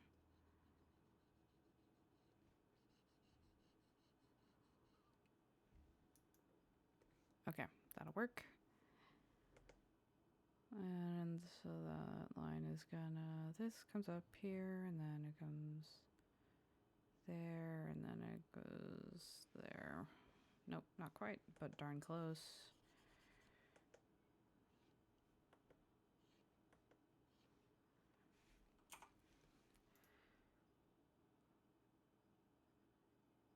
Yeah, too much swoop. Too much swoop. That's better.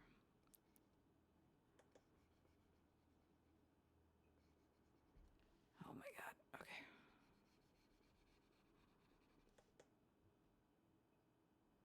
Okay, thinking in 3D. This is coming out to the underside. And then... honestly, actually, this one, I don't think it touches boob at all. I think that one just goes underneath, right? Like...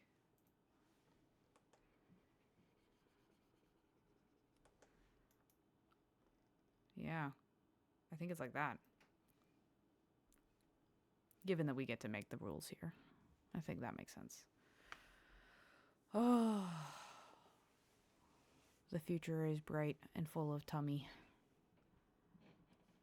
Okay, let's get the highlights back in, and we're going to erase some of our other highlighting nonsense that no longer applies. Why do I always do that? Okay. And we're going to be putting in some new highlighting based on the new scale lines that we've just made. In fact, I'm going to just erase that and redo it. I'm going to erase that and redo it.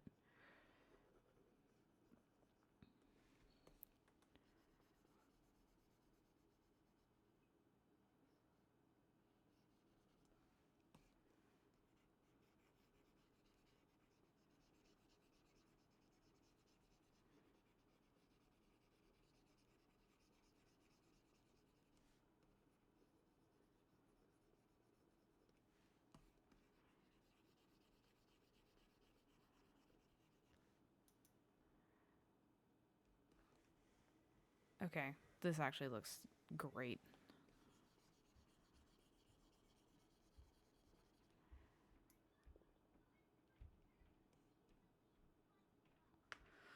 Oh my gosh. Okay. I'm feeling really relieved, actually. I was starting to get a little stressy. I am going to take a super quick stretch break because I have been sitting for 2 hours. Ooh. Stretch break time, everybody. Please get up. Move your body if you haven't for a while. Drink some water. Take your meds if you've got meds to take. Oh. Oh my gosh. Oh, ow. Okay, my spine is actually a little grump. Not gonna lie. I was mostly drawing on my tablet this weekend. And that meant I was mostly sitting on the couch, like super hunched over with my tablet. Yeah, I kind of had forgotten how much benefit I was getting from working at my computer where I can look just straight ahead at my monitor screen and not be hunched over. Yeah. It's a little pinchy. All right, I'm going to go grab a water and such, and I will be right back.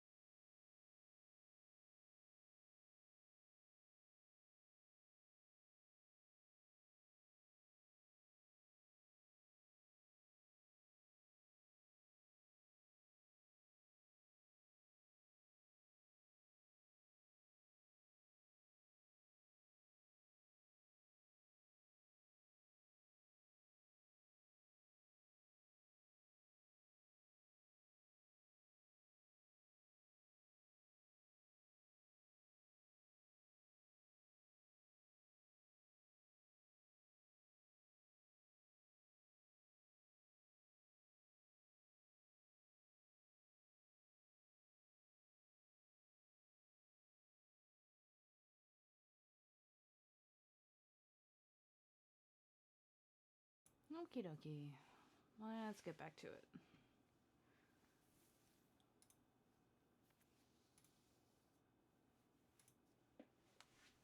Okay. Oh, alright. I really don't want to sit down anymore. But standing desk setup is still in the works. Alright. Here we go. Ooh. Let's get back to it. I don't think I need this neck reference anymore. Awesome.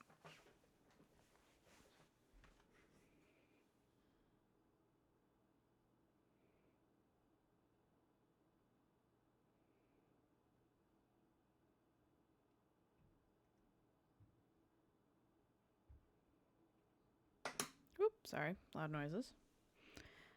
Alrighty, let's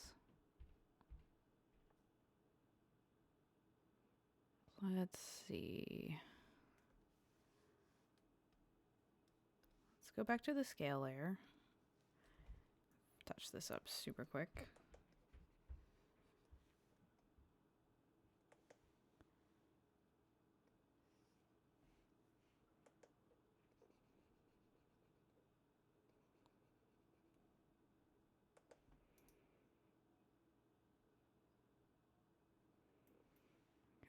I think we should show the straight across scales continuing for a bit further past the, because this is the, the nipple line.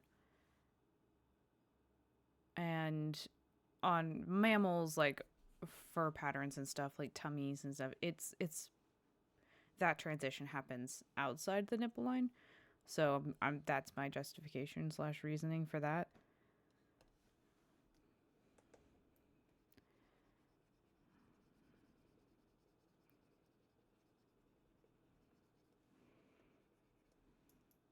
So yeah, it's going to go to about there before the scales transition to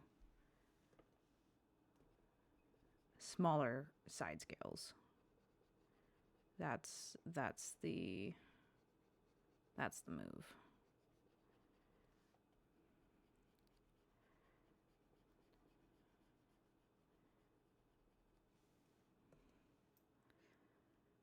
I really love the way that the tummy scales look, honestly. This fixed a huge problem that I was really struggling to put my finger on. Absolute clutch play from Scramble Art.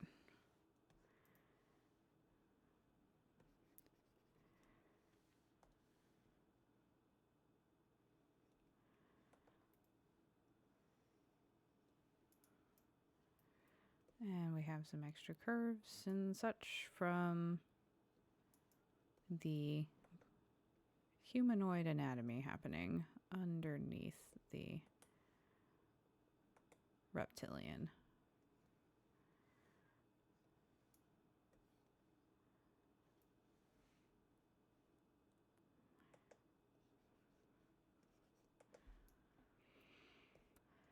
I am a little nervous to go in here and mess with the line art on the face, not gonna lie, because I'm happy with how I was able to get the shading finally after several attempts. But obviously these lines are really choppy, so we are gonna have to go in and fix them. They cannot be left to remain. Now the scale lines on the collarbone area. I guess it's got to go like that.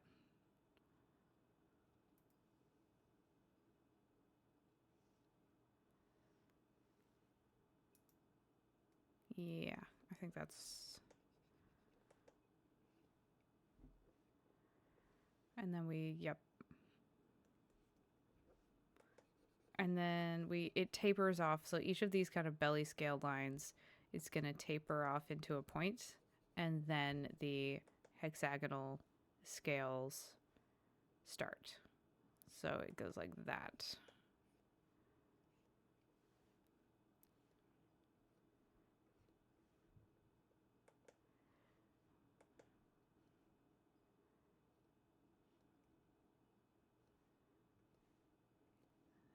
we'll just do that to start that off.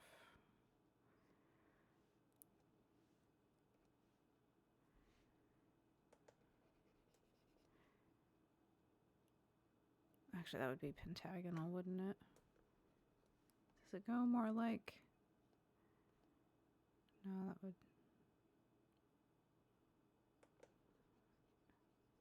You know what? We're not overthinking it. I can go pull up that snake again, snake photo. Oh yeah, so now then it kind of goes into a diamond. Oh, that's right. The kind of more hexagonal scales, that's more in the face. So actually what we're looking with is closer to that. That was...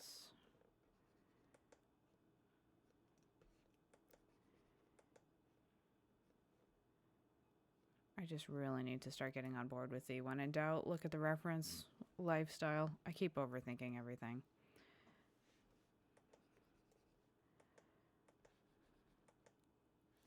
I think at one point I did make like an executive decision to go with a hexagonal shape over a diamond shape. I think I was trying to avoid looking too snaky.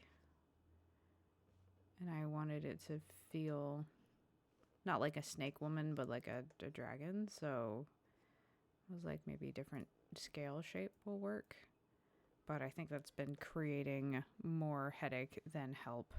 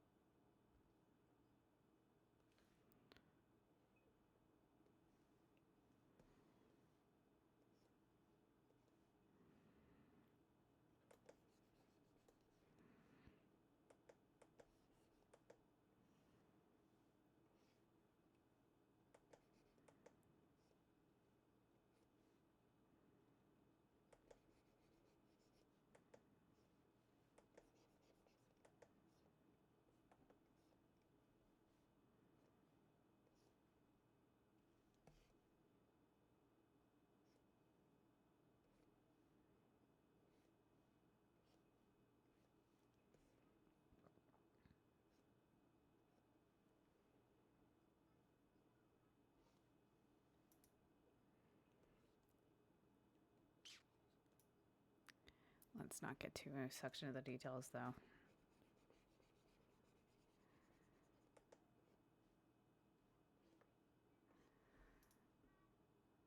That's plenty. Okay.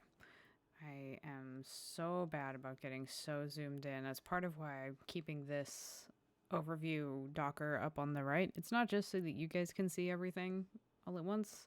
It's also so that I can see everything at once. So I can glance over and be like, okay, cool. How big is the space that I'm working on right now actually in the final drawing? Is it even visible? The answer is usually no.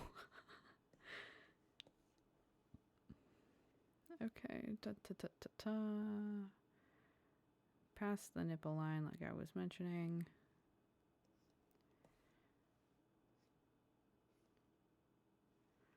There we go. And then it goes into diamonds.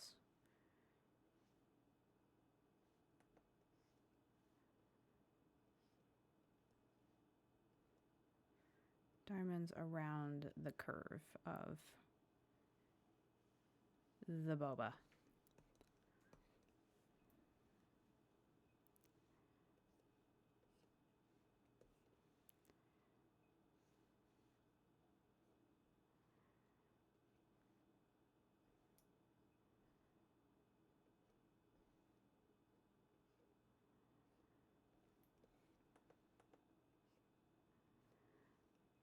I'm going to hide the highlight lanes again, actually, because I want to... And I'm going to hide the beams of light.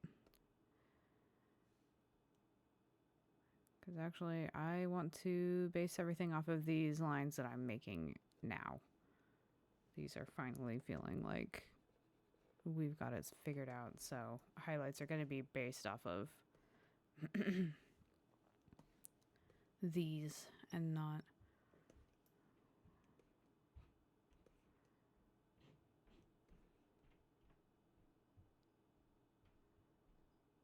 I don't know. The hexagons also look kind of cool. That was the other reason why I was doing that. I just like the shape. I'm going to do this section in diamonds so we can compare, though.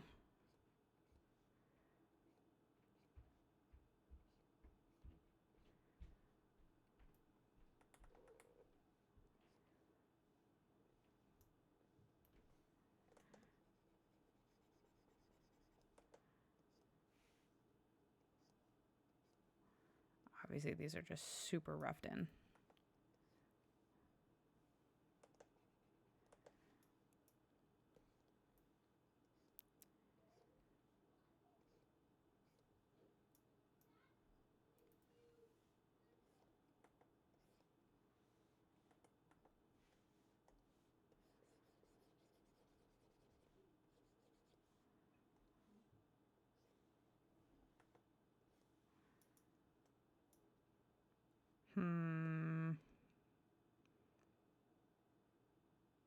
Maybe it does look better.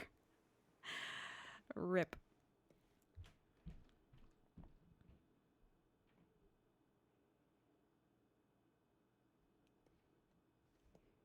Well, at the very least, it looks better than the lines right here. I'm going to fix these, regardless of what shape I make the rest of the scales.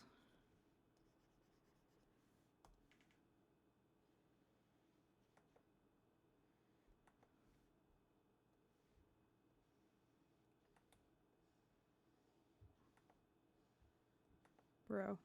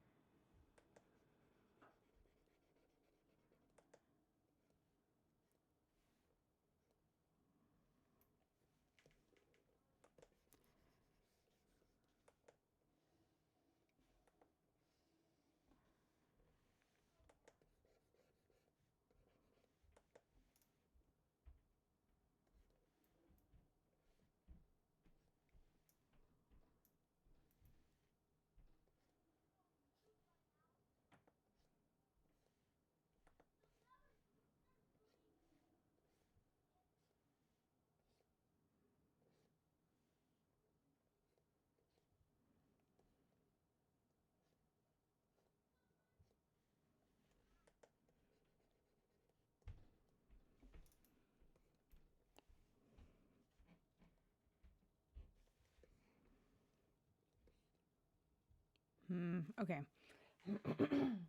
I like the shapes of the tummy scales. We're 100% sold there. I feel iffy about drawing all of the scales like directly onto the subject. Because my original thinking was definitely to kind of hint and indicate.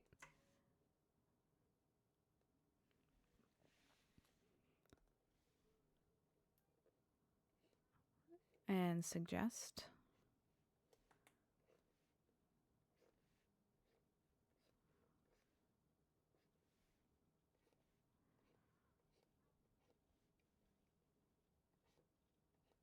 The presence of scales, but not necessarily just straight up draw scales all over. This almost looks quilted.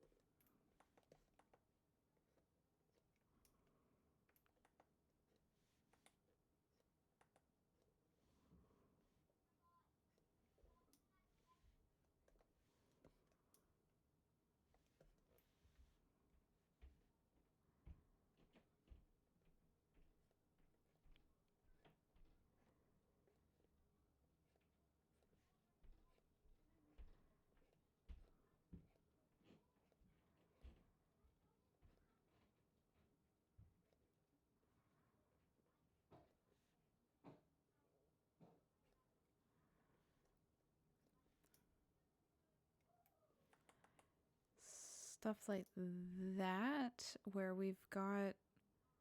clearly we've got scales happening. And honestly, I should put a few here.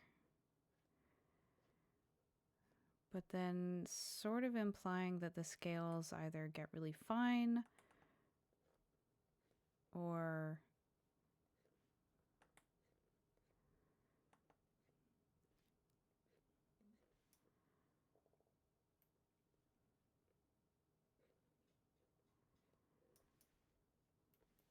just kind of just a you know, suggesting it enough where your brain fills in the blanks, right?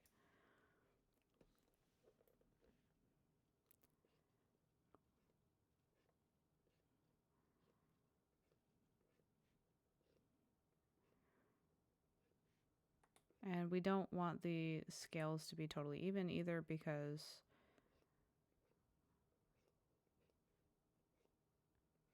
scales are moving.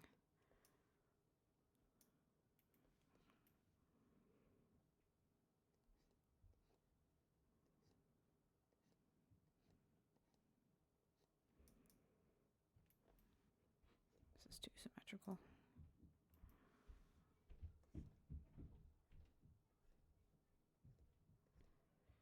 I really apologize for any background noise that's coming through, by the way.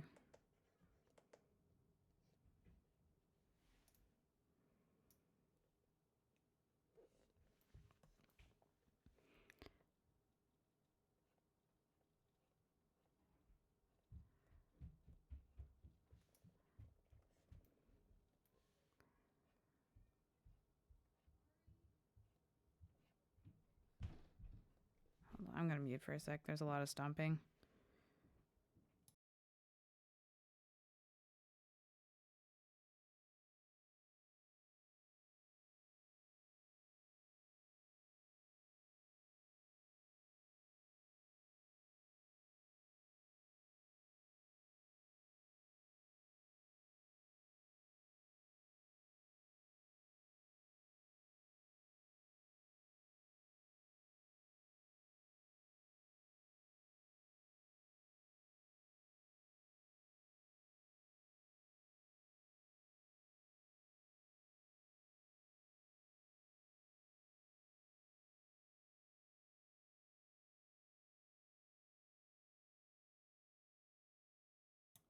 Iambic.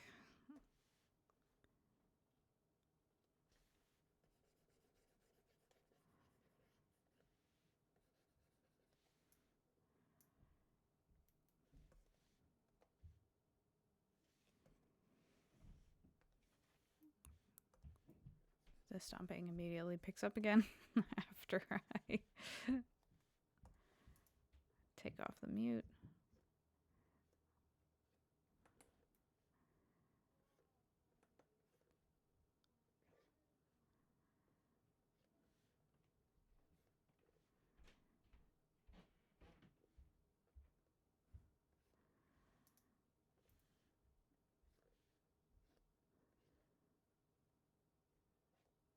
I have a song stuck in my head and I want to listen to it so badly, but it is copyright. And I intend on posting these VODs on YouTube, so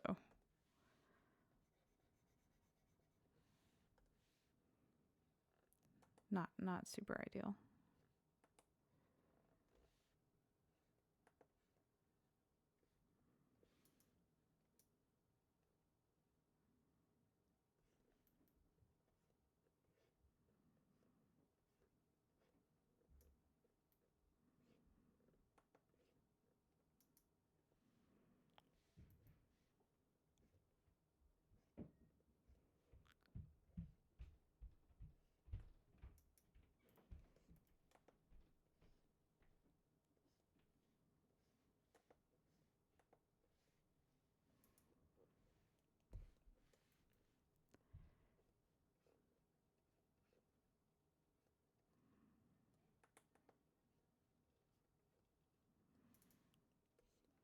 Back of the hands, yeah.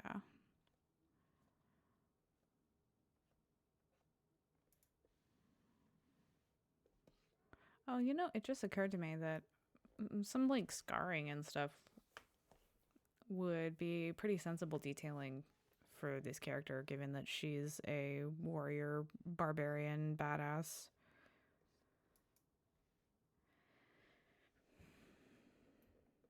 Squirrel. I had a squirrel run outside my window.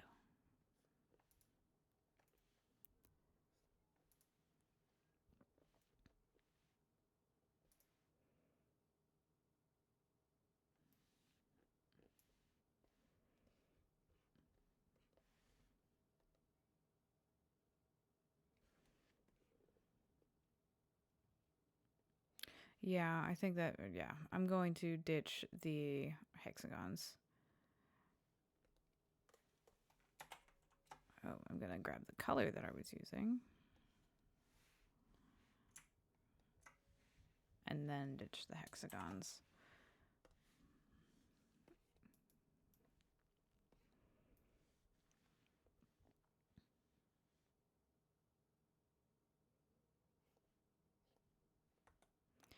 The diamonds are going to be bigger on the thighs. Because it's a higher friction area, so the scales, it makes sense for them to be bigger and tougher. But B, the thighs are a lot closer to the viewer. Oh, see, I already made them so small.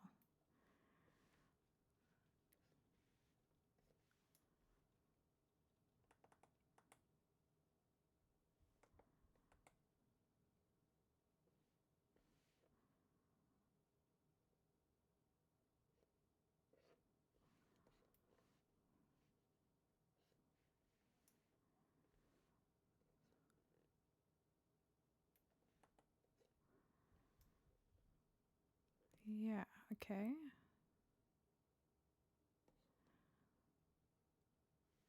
And then some big scales on the outside.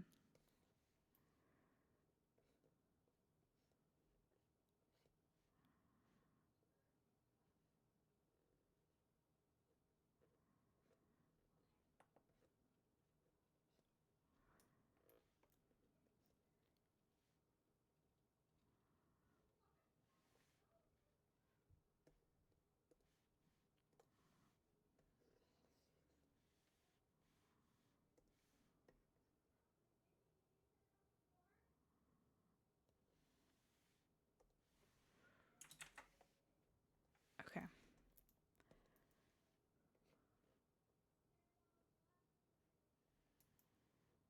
Okay.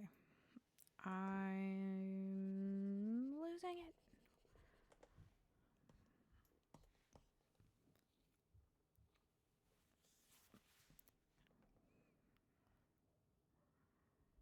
We're dropping the opacity a bit. 80%, I guess. All right, let's go in and fix the face scales before we do anything else, because we've been putting it off. Now, there are hexagonal face scales. That is 100% a thing. So we are gonna, oh geez, I'm having a lot of lag on Krita.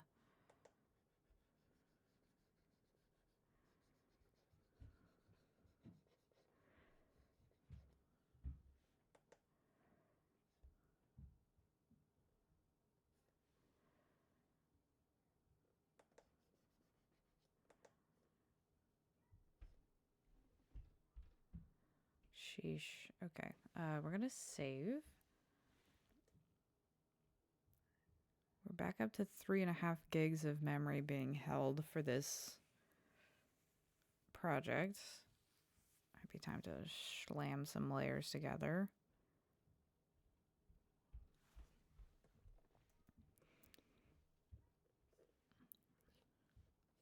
We're gonna have a combination of diamonds and hexagons through here, because I think that will look cool around the humanoid contours of the face.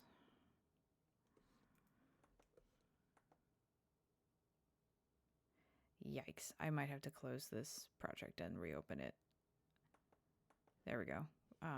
It fully did not register the 2 undo requests that I made right before that. I just had to repeat myself, basically.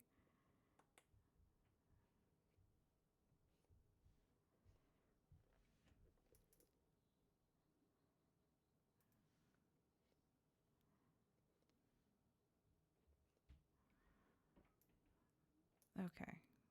That looks good. Let's get a little bit of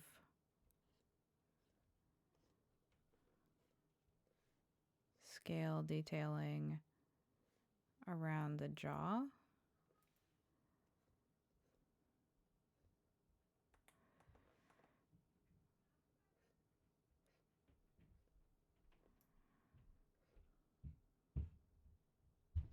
Yikes. Big lag.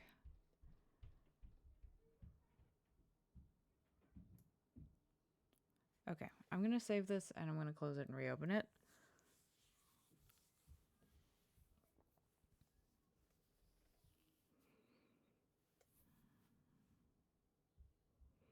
Because we still got to do like color balancing and stuff. Like we got to finish the highlights. We can't be crashing out now.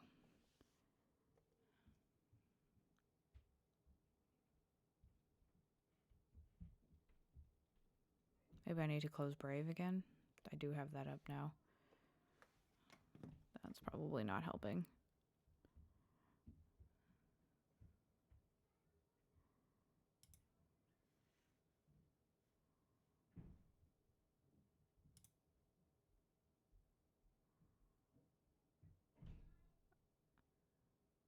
Yikes, it is so loud.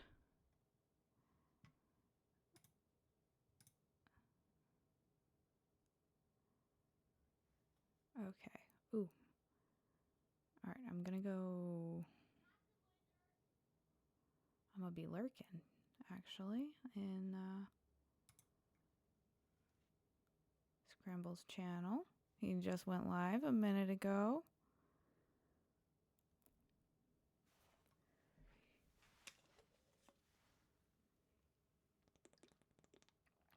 Oh dear, welcome to Nasty Bird Hour. All right, sounds good.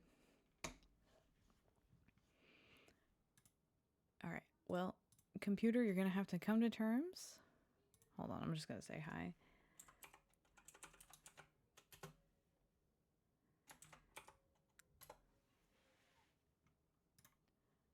To show that I am here.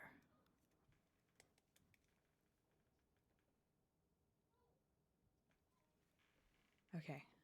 Sorry, my brain is all over the place today. I'm really struggle bussing with keeping focus.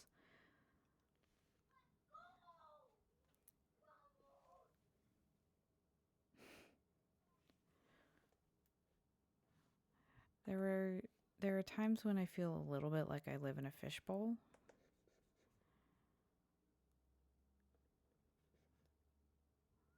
And when I can hear the kiddos playing around every single side of my house, like they were with the windows shut, mind you. Now, I'm not really complaining. They're great kids. It's adorable. I love seeing kids on our street and in the neighborhood, and like kids need to be able to exist in the world and have their fun and their growing up and their experiences. It's just sometimes it's a lot of screaming, like through glass windows that aren't super sound resistant.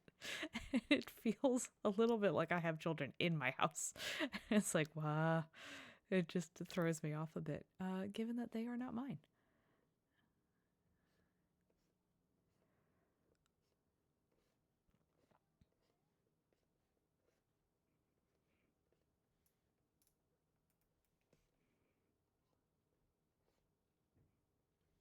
It's just when they get really screamy with the playtime that it throws me off. That's all. I was raised to play quietly, which isn't like I'm not saying that is a thing that should happen for all kids. Just some extenuating circumstances, a very sound sensitive brother, so, you know.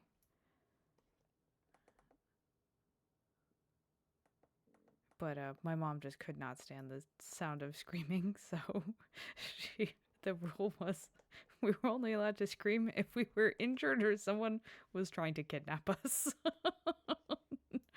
No screaming just for funsies. But, you know, it is what it is. But yeah, no, I have a low tolerance for like kids screaming play sounds because it immediately just sets off my red flag alarms of like, oh God, somebody has fallen and injured themselves or some other terrible thing has happened. It hasn't. They're fine. They're just being kids.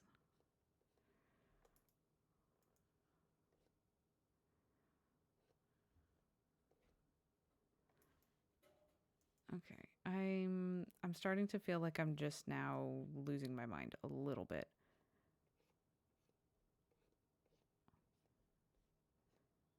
Okay. I've added enough details, right?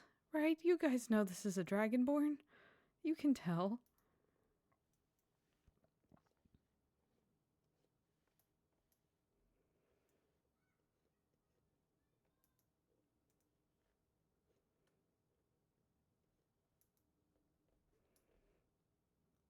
You can tell. Okay. I have to move forward with my life or I'm going to lose it. We're going to call that the scale, like, shadow. Pretty much done, although I am seeing this one line I do kind of want to fix. Which is, of course, on a different layer.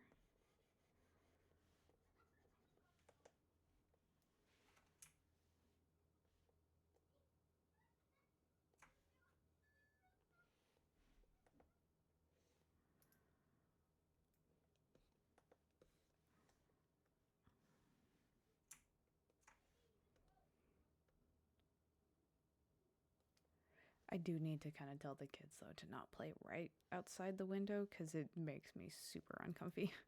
Because I just end up, it sets off my hypervigilance. I just start glancing over my shoulder at every single movement I see outside my, outside the, you know, past the corner of my eye. Plus, we don't have curtains, so it's kind of like, it does feel like being in a zoo exhibit a little bit. Okay, enough of that. I will stop kvetching. I've Wow, that I don't know if the blur worked when I did it back here. Maybe I interrupted the or maybe I just did it too subtly. I can't tell that it's there at all. All right, let's get our highlights back in. And we're going to fix the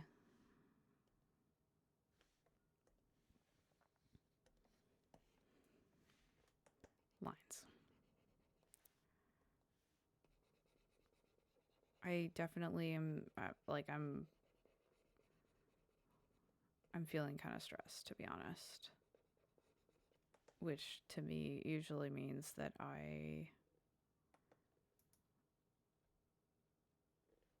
took too long to finish this piece.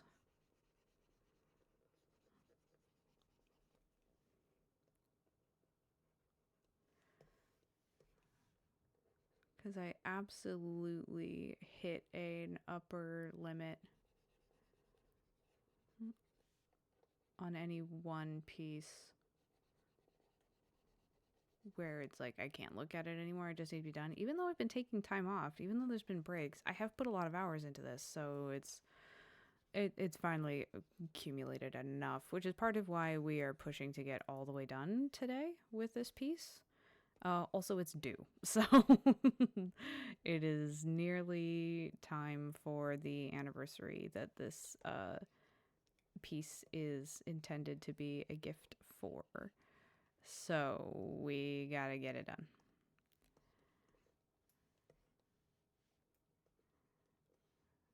But yeah, additionally, I need to be done for my own sanity purposes. If this was just a me drawing, I would have moved on by now. I would have called it good enough and started the next thing. but I have a much harder time doing that when it's a commission. Because good enough doesn't feel like good enough when it's, you know, somebody's paying for this. And I want them to be happy with the quality. Oh, actually, you know what? Maybe I'll leave those. They look nice.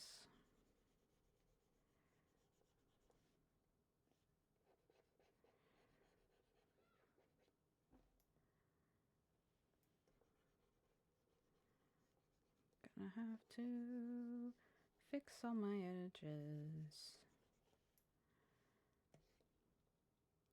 Gonna come back in with the blur tool.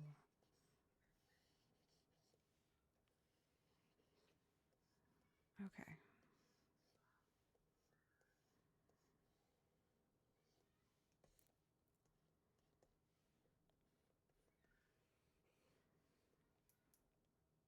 Yeah, that's fine. I'm going to do the extra little detailed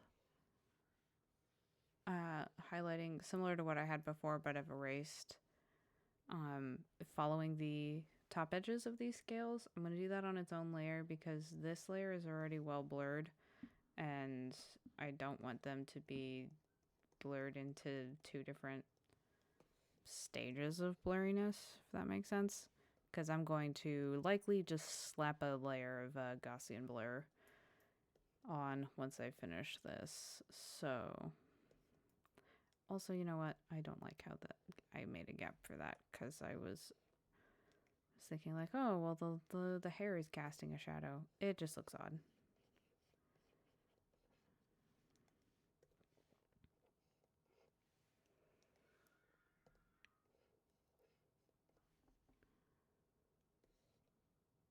And all right, I have to fix these now.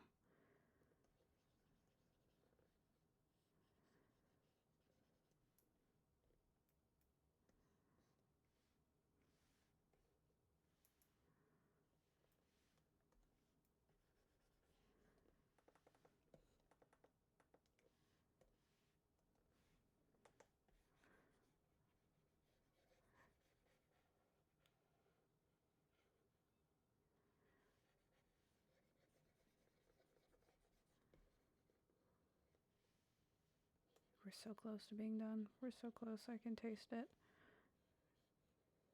The post-processing and final touches on this piece really shouldn't take long. I'm pretty happy with the color. Although, to be fair, I am using the CMYK color space, which I'm much less comfortable in. It looks good on my screen, but I've had issues before where it doesn't necessarily look good on other people's screens. But obviously, CMYK is meant to be printed, so it doesn't totally matter what your screen looks like. It matters what the print looks like because it's going to look funny, somewhat funny on the screens that are calibrated differently. Like if they're calibrated to be extra saturated or whatever, that's nice for when you're playing games or watching movies, but it doesn't help when you're trying to color match and do a piece that you want to look a specific way. Okay, I have booby bounce light on this layer. I wish it was blurred better. I don't know what the deal is. I feel like it's lumpy, the blurs. Okay, that'll work. Doesn't need to be over the top. Just a little bounce to add an extra little highlight. I gotta tell you, I really am not happy with the loincloth and the thick lining around it. I think it looks strange now compared to the shading and more subtle stuff with everything else. I think I'm going to actually... I'm going to make a clipping mask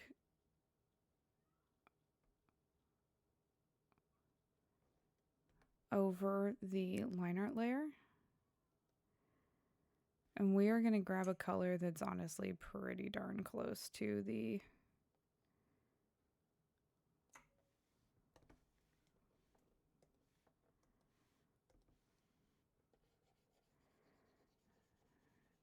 Yeah, there we go. I don't want to pull that much focus to the loincloth. Oh, right. Line art is all the same layer.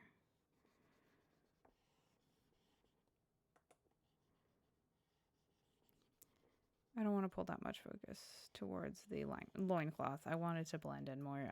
This darker brown is pulling too much focus, and it's strange. This isn't really where the attention is meant to be.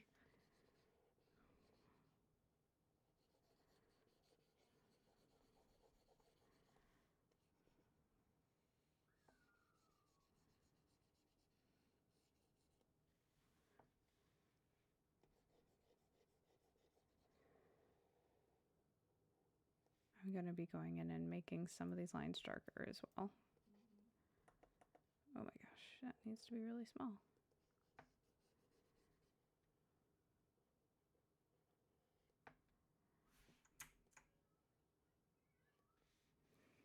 Okay.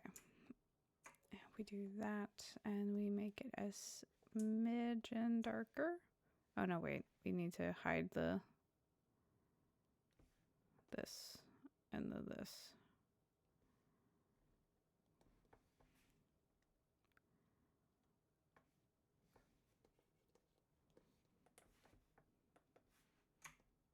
Oops.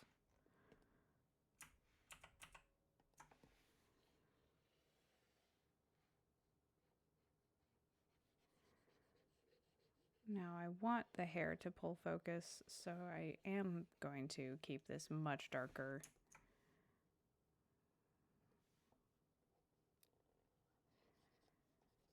Line art.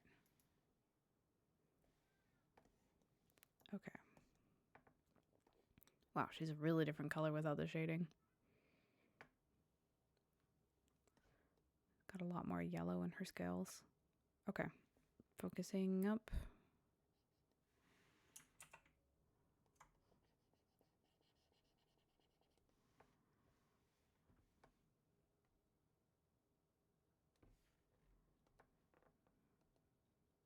Okay.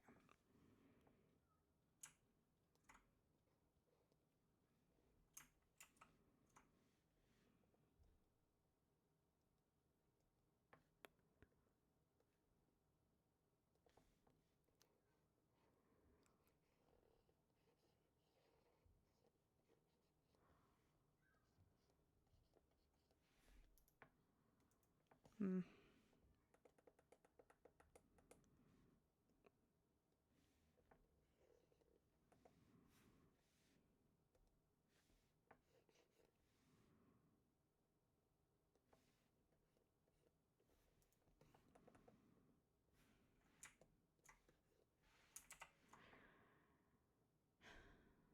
I know what I'm trying to do, and I'm not really figuring out the best way to make it happen.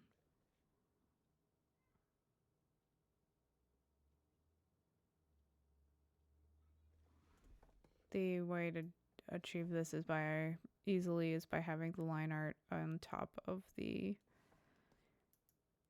shading. But you know what? I think this looks fine. We're going to, instead of fussing with that, we're going to make the top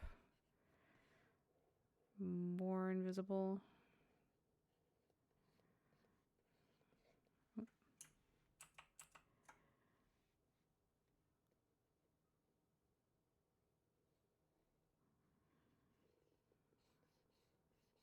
There we go. Yeah, okay. I was thinking about it backwards.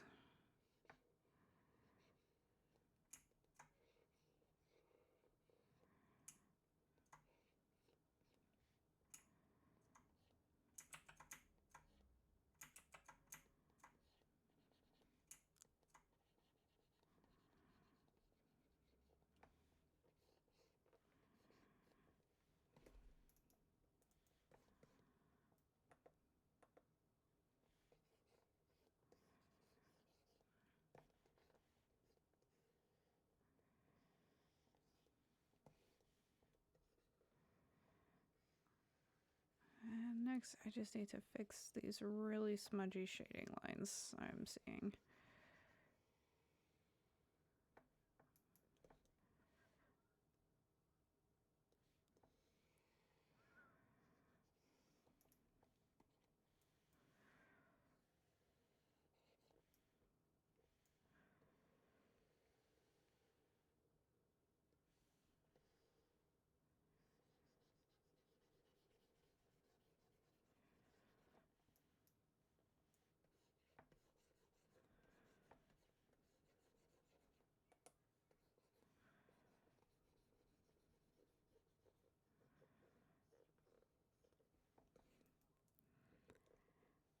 That's just goofy line art. Okay. Sorry, I'm not talking much. I'm realizing I'm getting really locked in.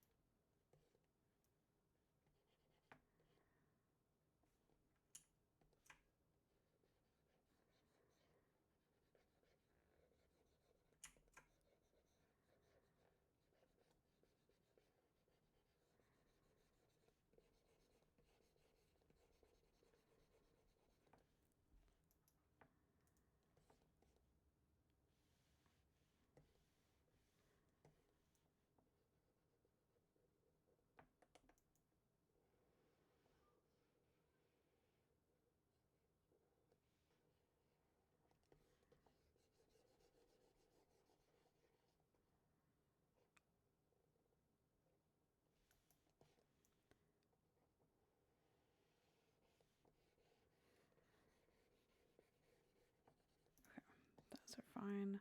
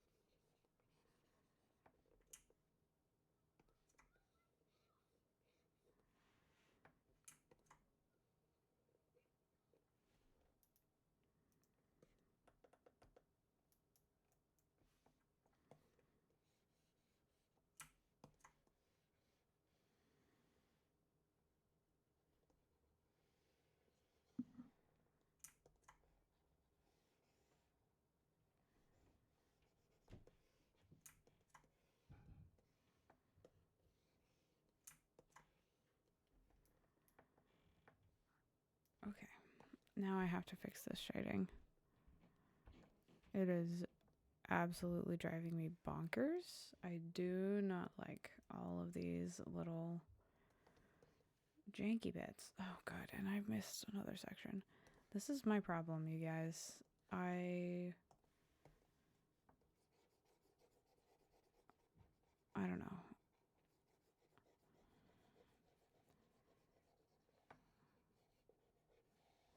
Trying to get things done in any particular kind of sensible order.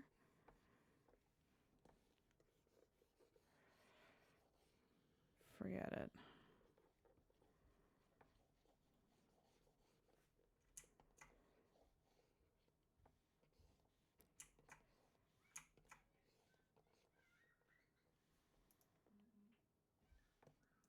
Also, I don't know why I'm getting notifications right now. My phone should be set to work mode.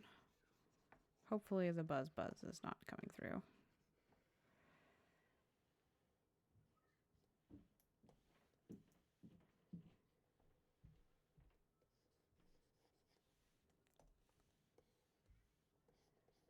Okay, I definitely like how the loincloth looks a lot better. Yeah, that's good. It kind of stops mattering.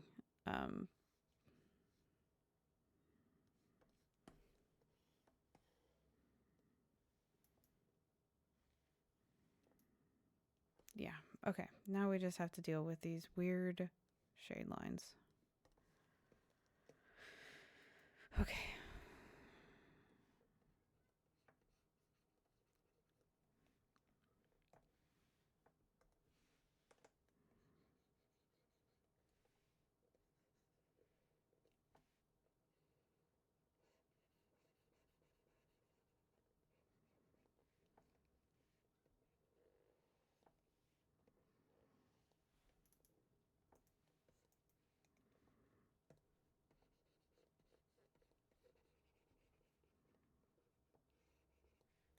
Some lines need to be blended nicely. Other lines need to be sharpened up a lot because this entire thing got really blended and smooshy, and so then it makes it look really non-distinct and strange.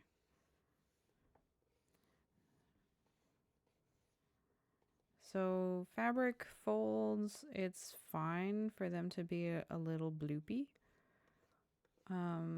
But we don't want them all this bloopy.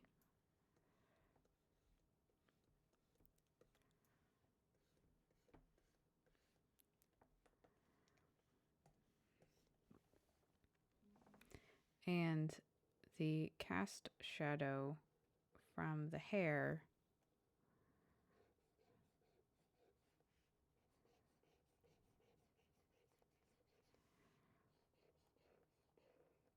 is going to...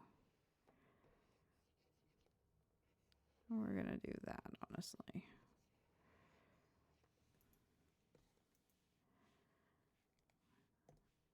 The cast shadow from the hair is going to have a sharper line than just like generally diffused lighting from the overhead light source, which is the sun in this instance.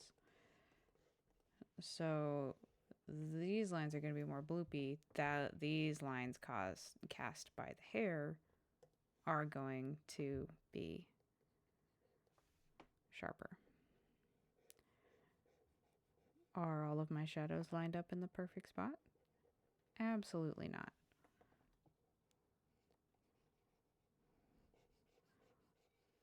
Do we think it's going to matter enough to detract from the overall experience of the piece?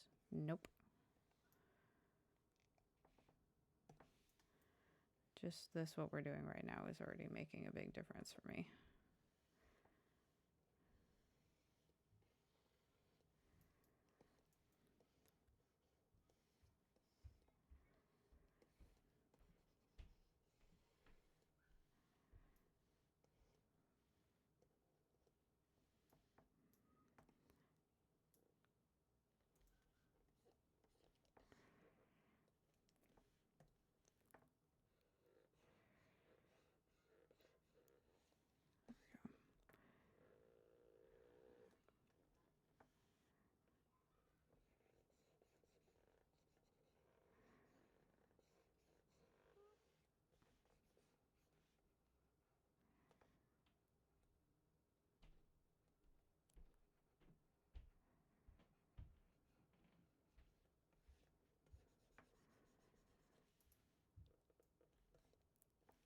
I found another spot where the line art is a weird color once again that I missed before. Okay. Oh my gosh. I cannot wait to turn this piece in. Because also this is for a friend's wife. She's cool too. I don't know her as well. I'm more friends with her spouse. But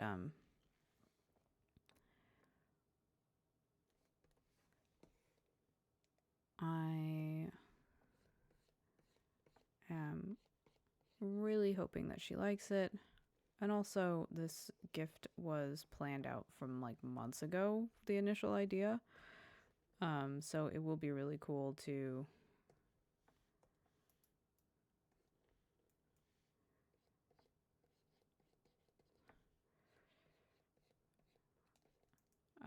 see it culminate. Finally. we're doing this to create some like ends of hair shapes in the shadow.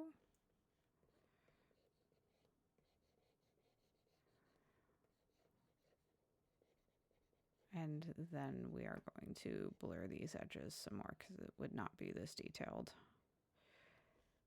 But it's also not going to cast a solid tube of a shadow.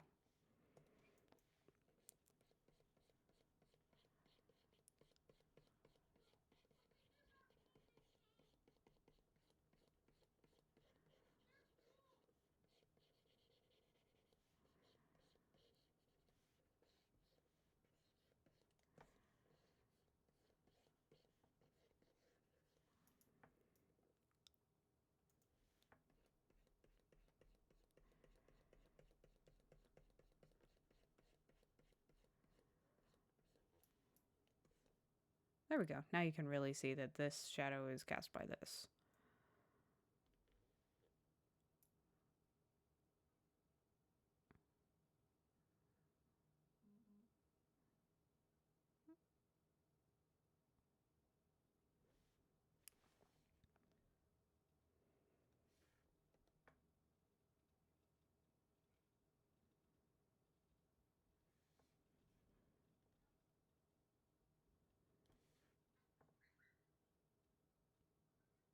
Okay. Right. We're nearing the last couple of stages. So now we're going to do what we were going to do a minute ago, but we got all caught up in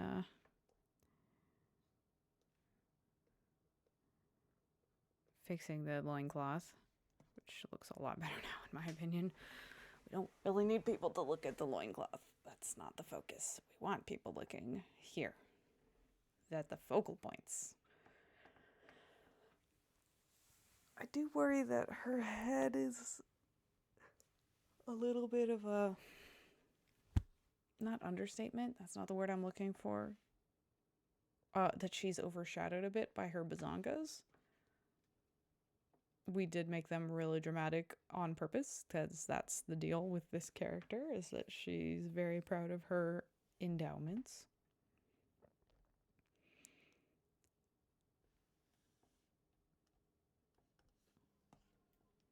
And in fact uses them as melee weapons. No word of a lie. Okay.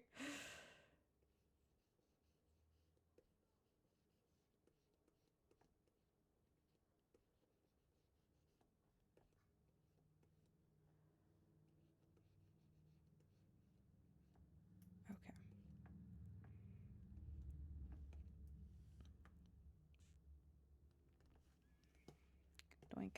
All right, we're going to highlight along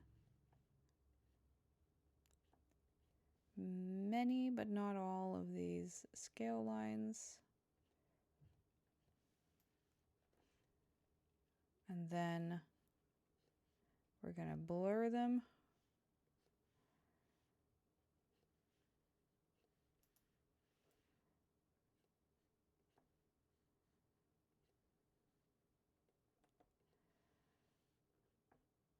And then we're going to do final like color correcting and post-processing stuff. And then we might be done. And it is a wee bit early. Well, depending on how long the last couple steps take. If they take an hour, then we'll end at the normal time. But if we're done a little early with these, then we will probably wrap a little early today.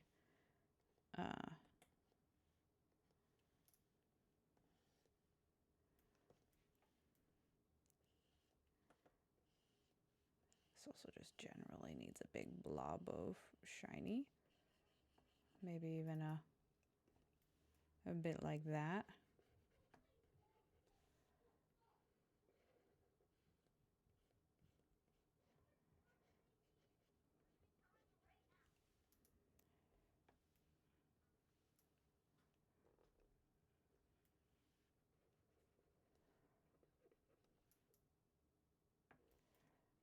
And she's got shiny muscles too. I don't want the boo-boos to take all of the attention.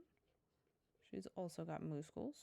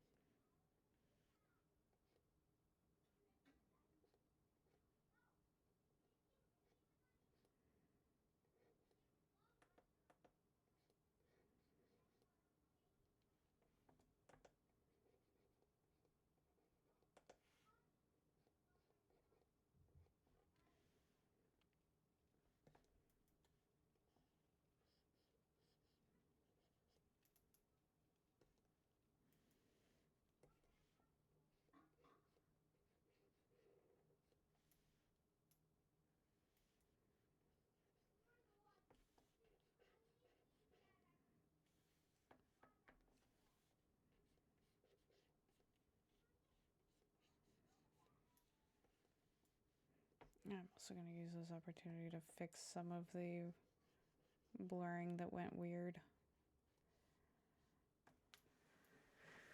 around these edges here.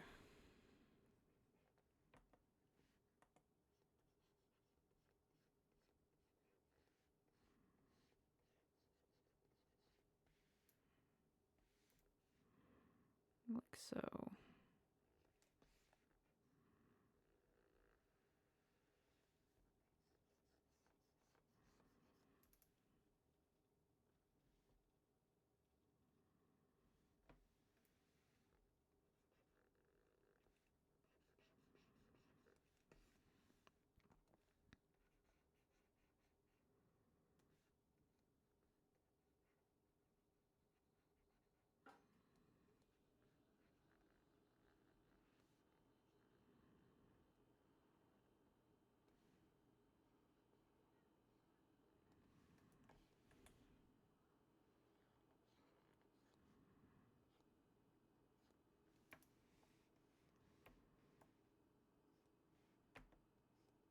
Yeah, I should probably make these thicker, to be honest, so that they don't just disappear when we apply the Gaussian blur.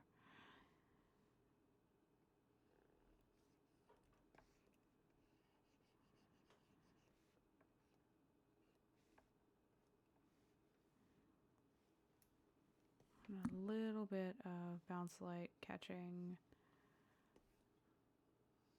here and here and here.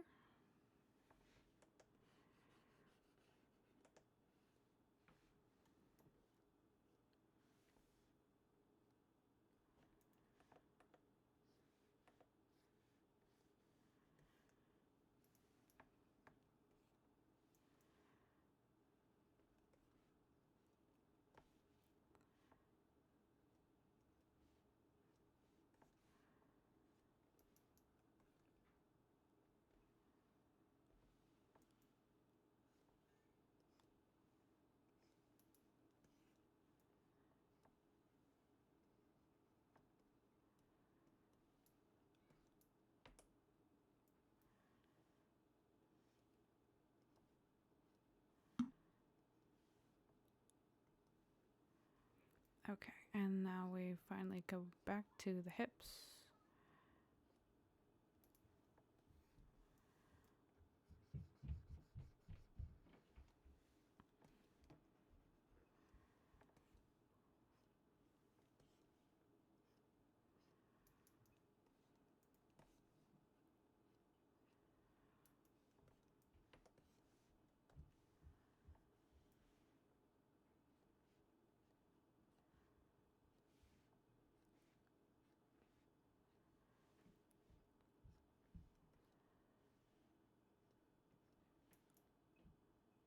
Okay. Alright, let's do a little blur. And see where we're at.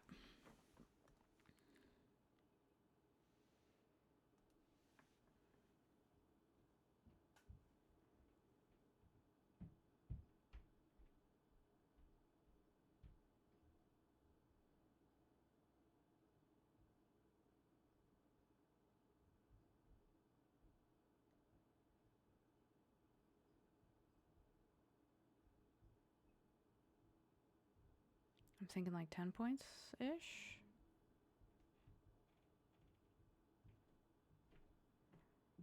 Maybe a little more. Maybe 12. Okay, let's see what we got. There's probably a couple places where I will futz manually with this.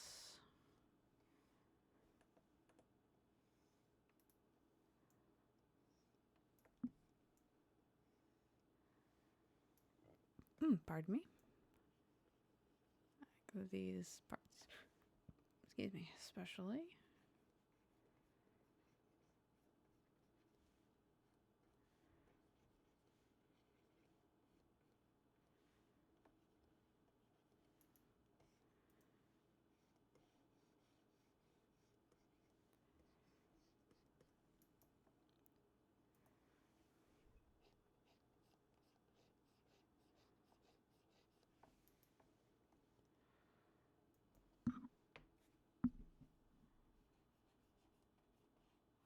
Okay.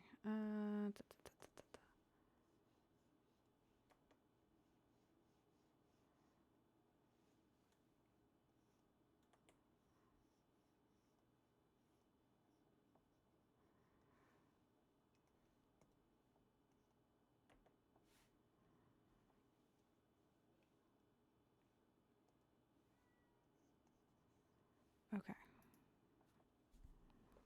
Oh my god. Ah! I need to be done. I'm losing my mind. Don't get me wrong, this piece has been extremely fun to work on. I have thoroughly enjoyed the experience. I'm just hitting that wall that I was talking about before, where it's like, I just need to get across the finish line. I think I'm going to reduce the opacity of this layer a bit. It's kind of a lot. I don't love these two spots here where there's that extra shine on the underboob. It's fine on the outside. I think it looks weird here. And maybe it looks weird here as well. Maybe that's too much shine.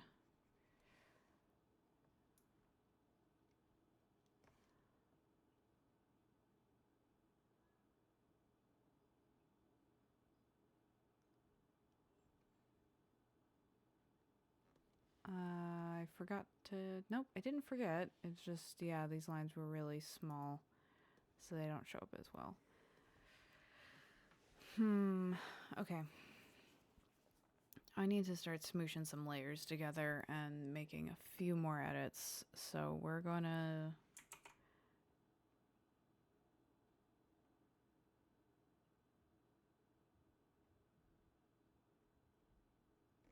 Actually, before I do that, let me maybe try a bit of color balancing to make sure I'm happy with everything. Pulling up the color balance shortcut on the harness layer. Hello? There we go. Okay, on our dragon friend.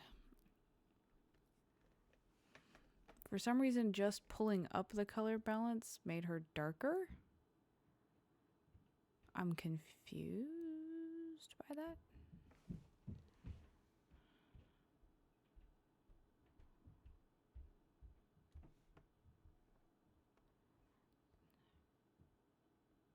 Did it hide some of the... So you know what? That looks really nice. I think I went overboard on the highlights. I think I should reduce some of it. I think we need to pull back and do a little bit of a less is more.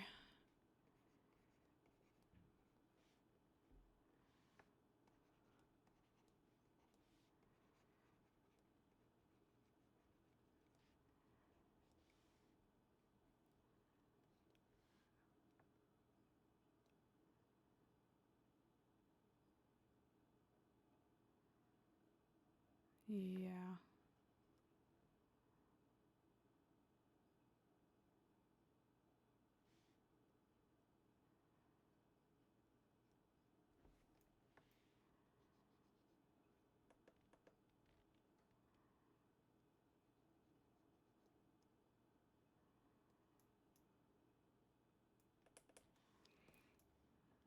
Okay.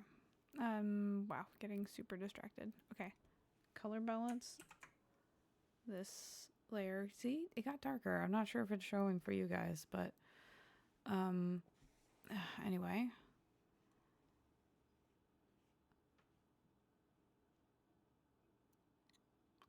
I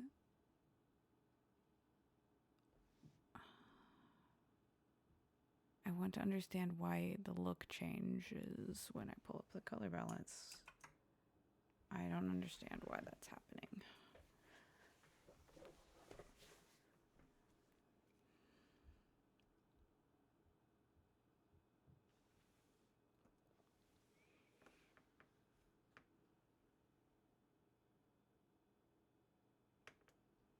I mean, honestly, I think the colors are pretty good. Let's...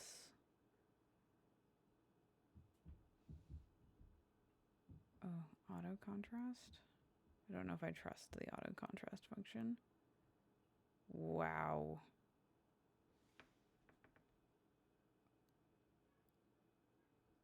Okay, that's overkill for sure.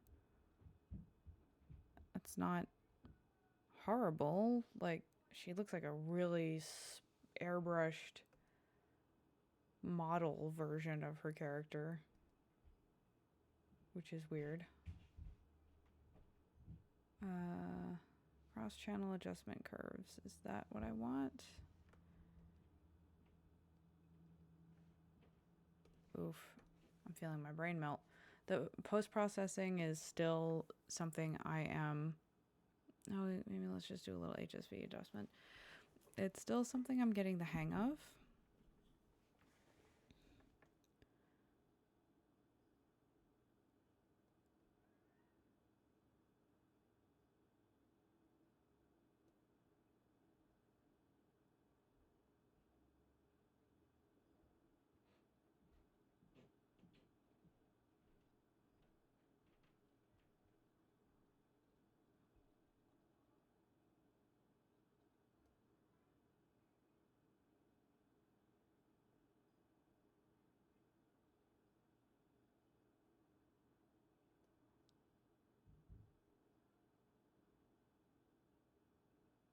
The HSV is always a goofy slider to play with. Oh my god. Wow. Okay, I actually really like the blue. That's pretty crazy. That actually looks really good. But that is not the color of dragon that she is. She's a green dragon. Alright, now we're getting like bronzy.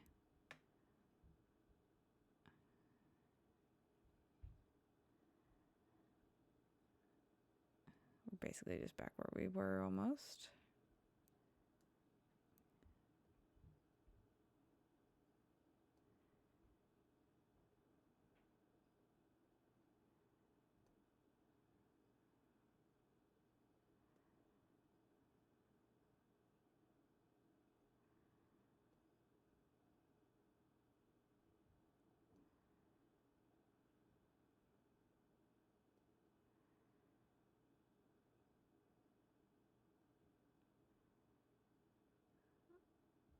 Okay, this is our baseline. I've come back down to our baseline.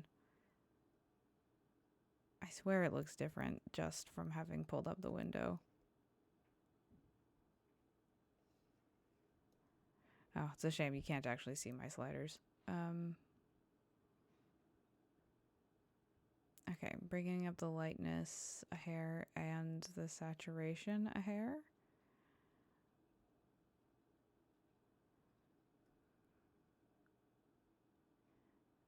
I was feeling like everything was getting a little too dark and hard to see. This is, after all, a full daylight scene. Even though we want the shadows to be solid enough underneath her bust and under her arms and her chin and everything, like, we want to show that it's a bright day, and so there are going to be some big cast shadows, but we also want it can't be so intense that, like, it doesn't look like there's any light bouncing around. Honestly, I think we might be good there.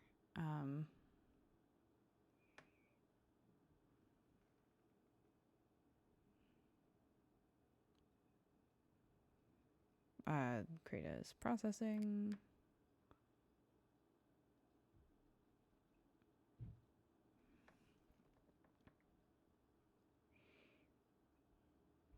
The harness I'm happy with. I don't want to change that.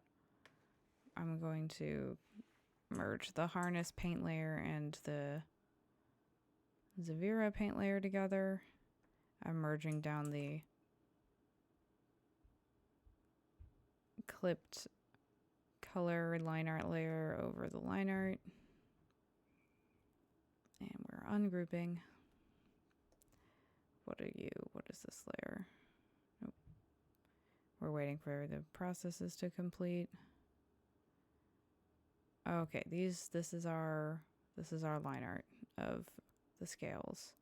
This can now go down with the line art.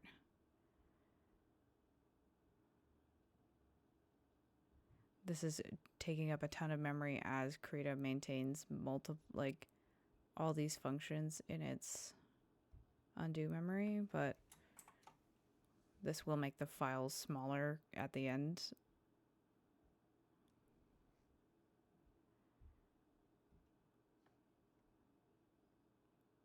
Yeah, we can combine everything down. I'm being silly. I'm not going to be coming back and messing. Ooh, we just hit the red. We're redlining. I'm going to save before Krita crashes.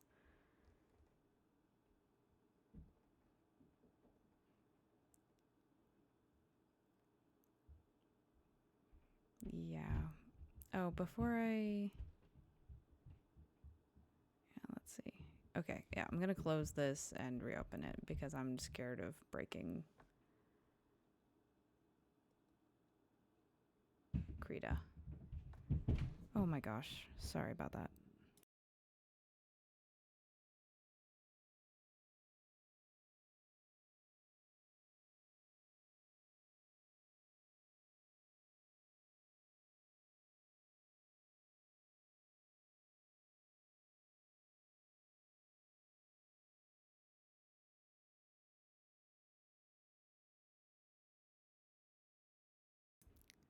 There's some major stomping around upstairs.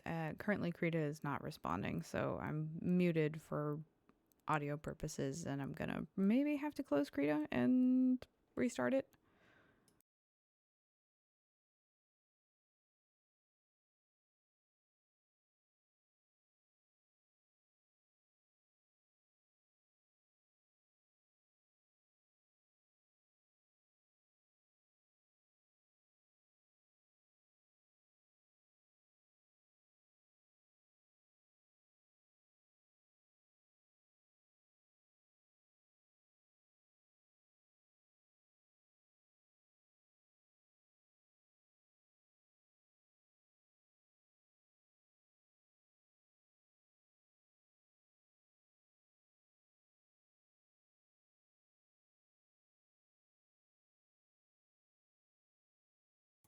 Okay, we're back with the document not being redlining on the memory.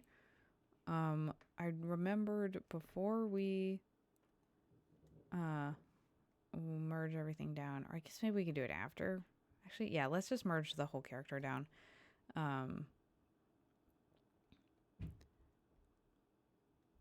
I'm going to merge with this group.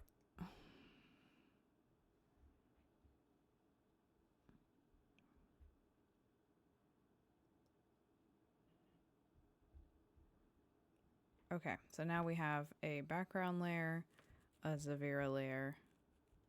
Oh, interesting. Okay. And we have the Sping extra lighting.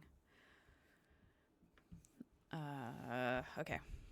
I wanted to do a little bit more in terms of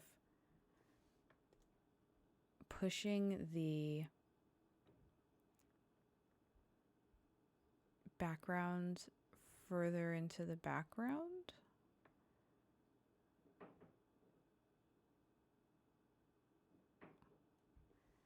I'm gonna grab a random selection of her hair. Maybe make sure I have all these edges actually.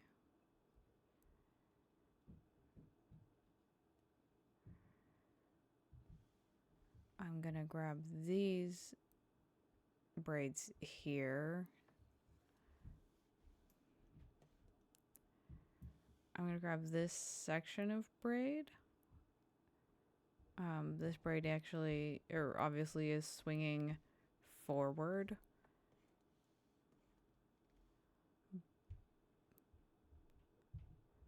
So it's gonna be mostly in focus, but I'm gonna have the back part of it be not as much in focus.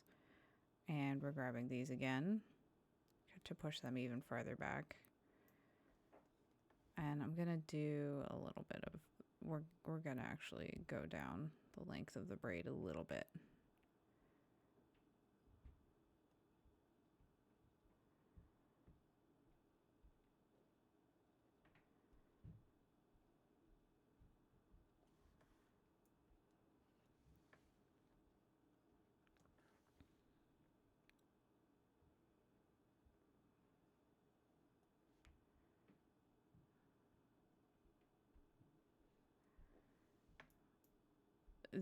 That part might be a bit overkill.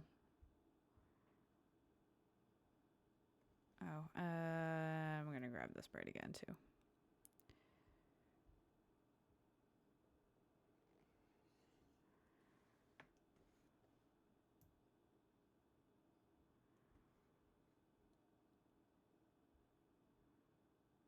Yeah, okay. I think that's good. We're gonna apply a little more Gaussian blur. This is a new toy that I have only recently become acquainted with, so you'll have to forgive me for my overzealous use of it. And like just another 7 points. Not a crap load, not anything crazy. There we go. That just pushes everything a little further back. Pops her face forward a bit more. And mutes this braid, and so then now the framing around her face is a little more shiny and distinct. Honestly, do I want to, like, I talked about maybe blurring the thighs down just to, like, wow, good use of selection tool. Maybe I'm gonna do some of that just to focus the FOV even more onto her.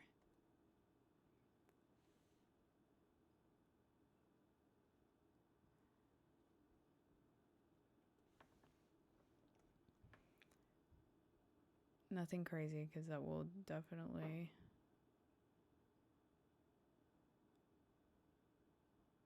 Well, I mean, honestly, there's not going to be that much that really shows. It's not that different.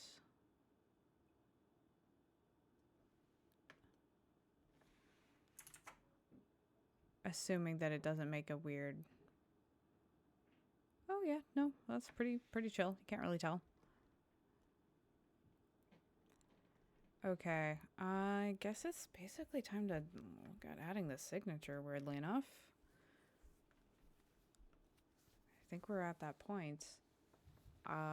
off stream, I will be sending this to the client and doing one last, like, final approval check.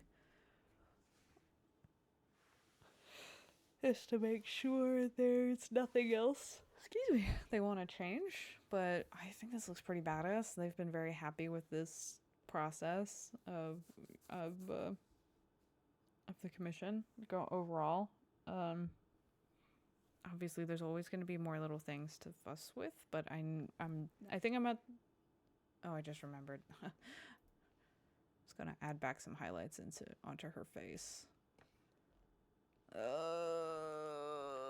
See, chat. I can never escape. I can never leave.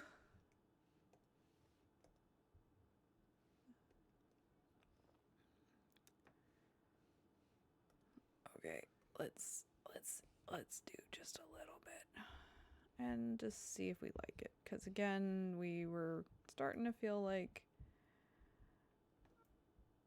maybe we had strayed too far into overkill zone before.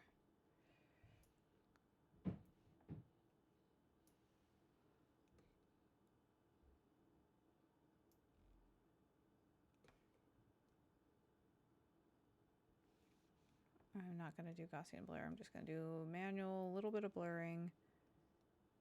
That's too much. That's also too much. That's okay.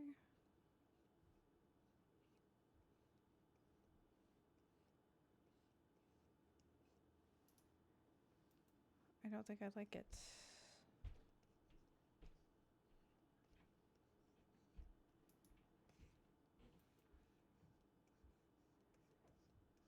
Maybe blur it out a little more, or maybe I drop down the opacity a touch.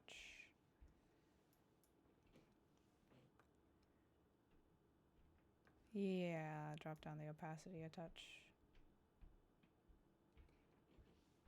Let's compare. Some, none, some, none.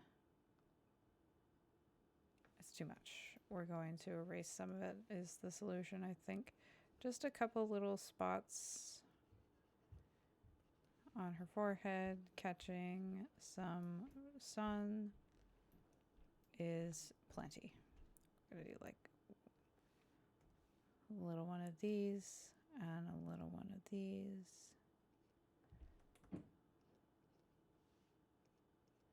What about that?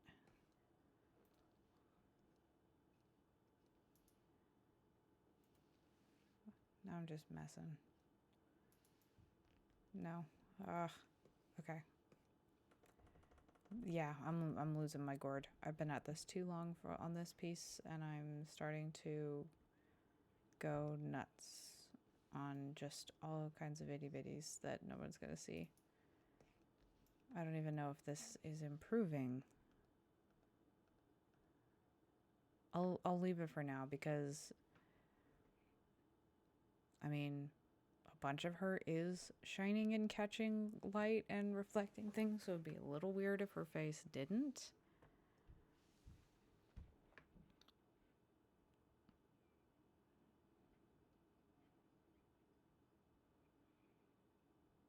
I'm gonna keep it as a done layer for now though, because I'm not sure if I like it or not. Okay. Now we're just adding the signature, and I think we're basically done. And then we'll do a little raidy-roo. Probably raid Scramble, since he is live. I'm already lurking, so in another browser window. What am I trying to do? I'm trying to import. You know what? We're gonna open it first.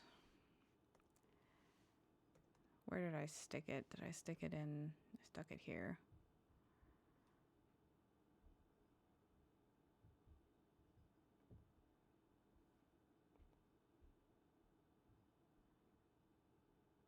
Okay.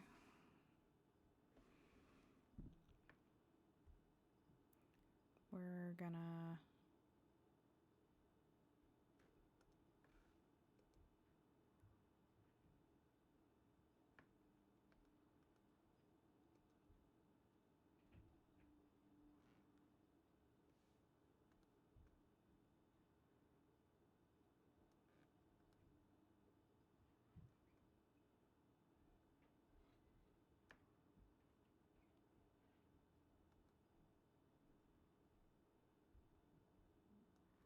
combine. And addition, blending style. We're gonna copy this layer. We're gonna paste it right here.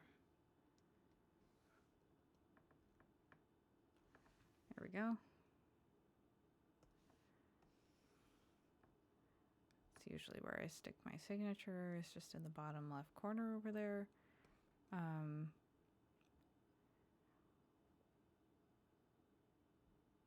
Let's see, I'm gonna, I need to add a commission.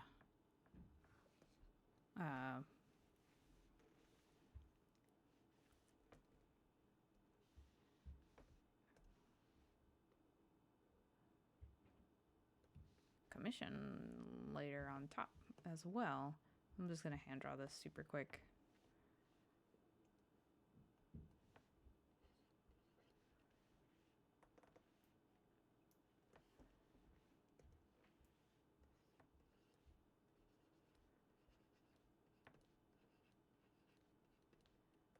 Obviously, I'm not sending them this one, but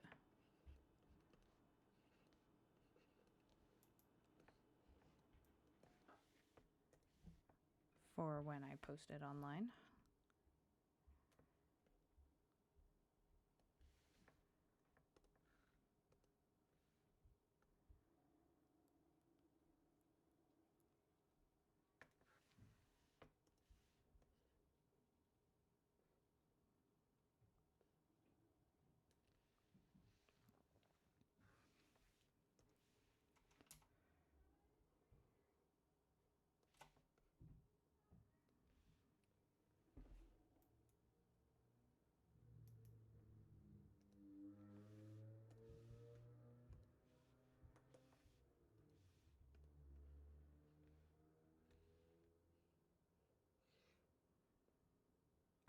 I could put it right there.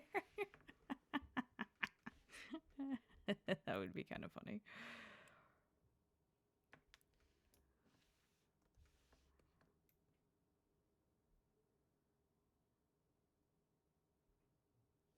What if I put a little frame around it? That might look nice.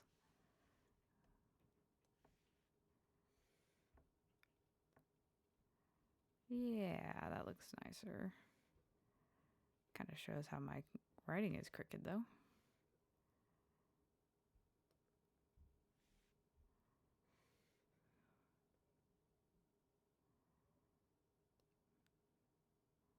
Oh yeah, that looks a little more professional.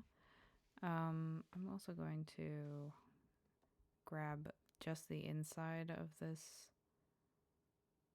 and I'm going to airbrush briefly.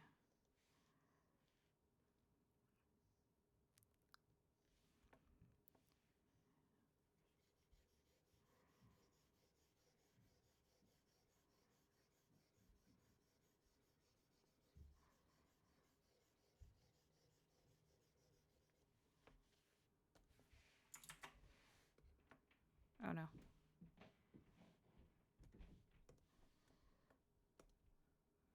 There we go.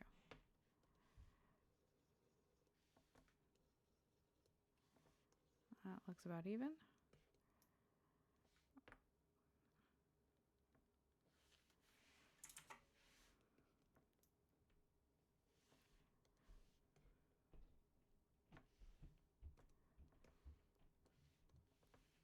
I don't know how big to make this. I see folks do different things.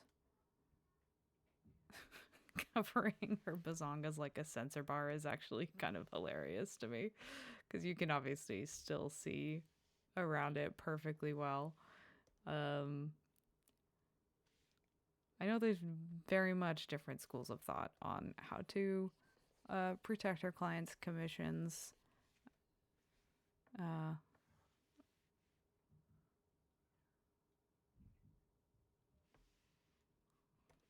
me just do this. It's easier. I can see that there's a little bit of stuff. There we go. And over there too, apparently. Okay. Yeah, I know there's different schools of thought with it. Like some people don't really like covering their work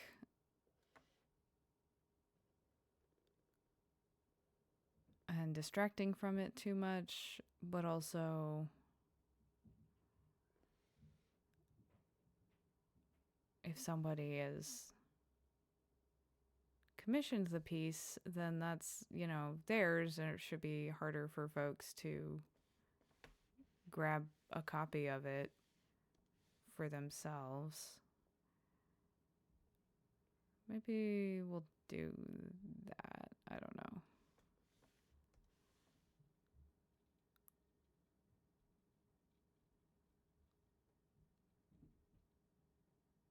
Or maybe it can be smaller and more subtle. Oop.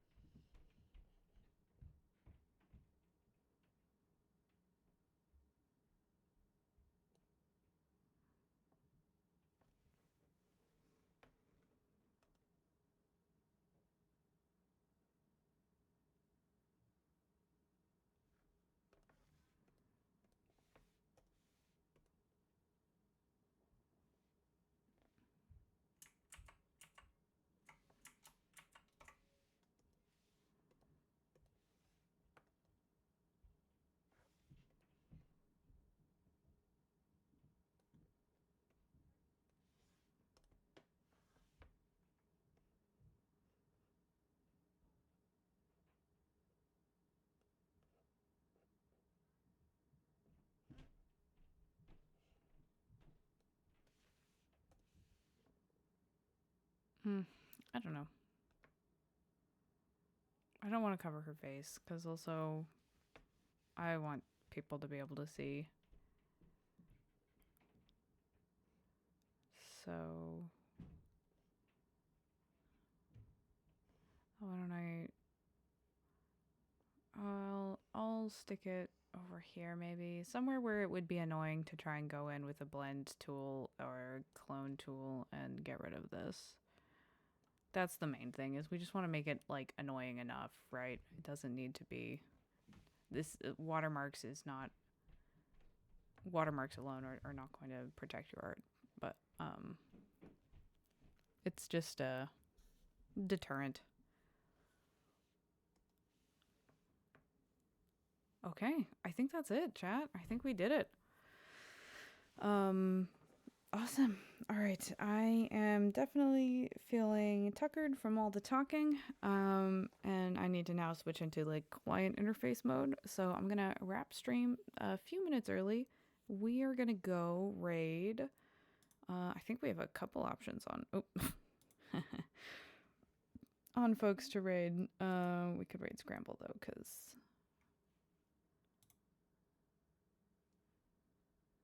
that's who we were hanging out with earlier today. We also have, there's a few awesome folks who are playing right now or doing art right now. Painting at Dawn also is a fantastic, lovely human.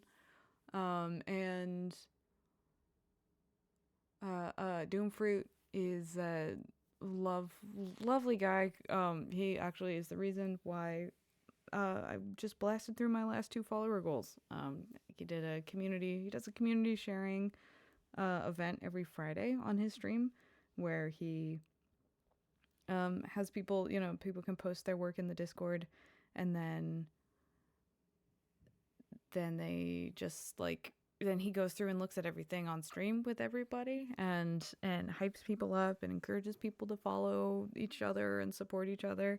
And he basically, I joined in this past Friday, and he like hyped me up and like got folks to he was like, let's see, can we break, I was at like 27 followers. He's like, can we hit 50? And I was like, Jesus Christ. But then folks were just delightful and jumped right in, and so we just hit 50 followers because of that this past Friday, which is super cool. So we can't apply for affiliate yet, unfortunately. We were very close to being able to apply for affiliate, but the way that they have it set now, um, you've got to. Let me go to my creator dashboard. You have to within a month period, you need to hit all of the metrics that they're looking for. Follower count is just one of the metrics. You need to, one of them is meet an average minimum average viewers on 4 different days. I used to have that ready to go, but then I took a week and a half off to deal with my immigration application stuff because it was too much multitasking for me. And then now it's been too long and too much time has passed, and the window of the past 30 days has moved, and I don't have that metric anymore, but I have all the other ones now. So it's like, oh, crumbs. So anyway, we're going to be streaming more, and yeah, anytime folks are watching the stream or even lurking, it honestly helps so much.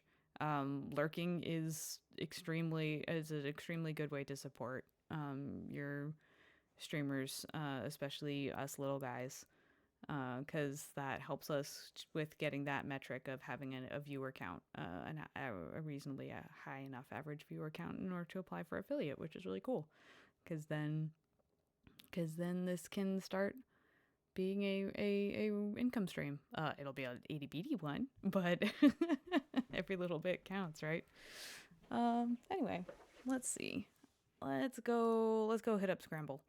Let me go find the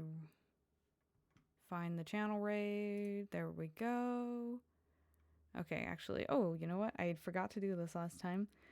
Let's do this. I actually have the stream ended window now, which is very cool. All right, and I think that's everything, gang. I really appreciate you guys for hanging out. It was fun chatting with y'all. And yeah, we'll be back again soon. Tomorrow, maybe. Wednesday, almost certainly.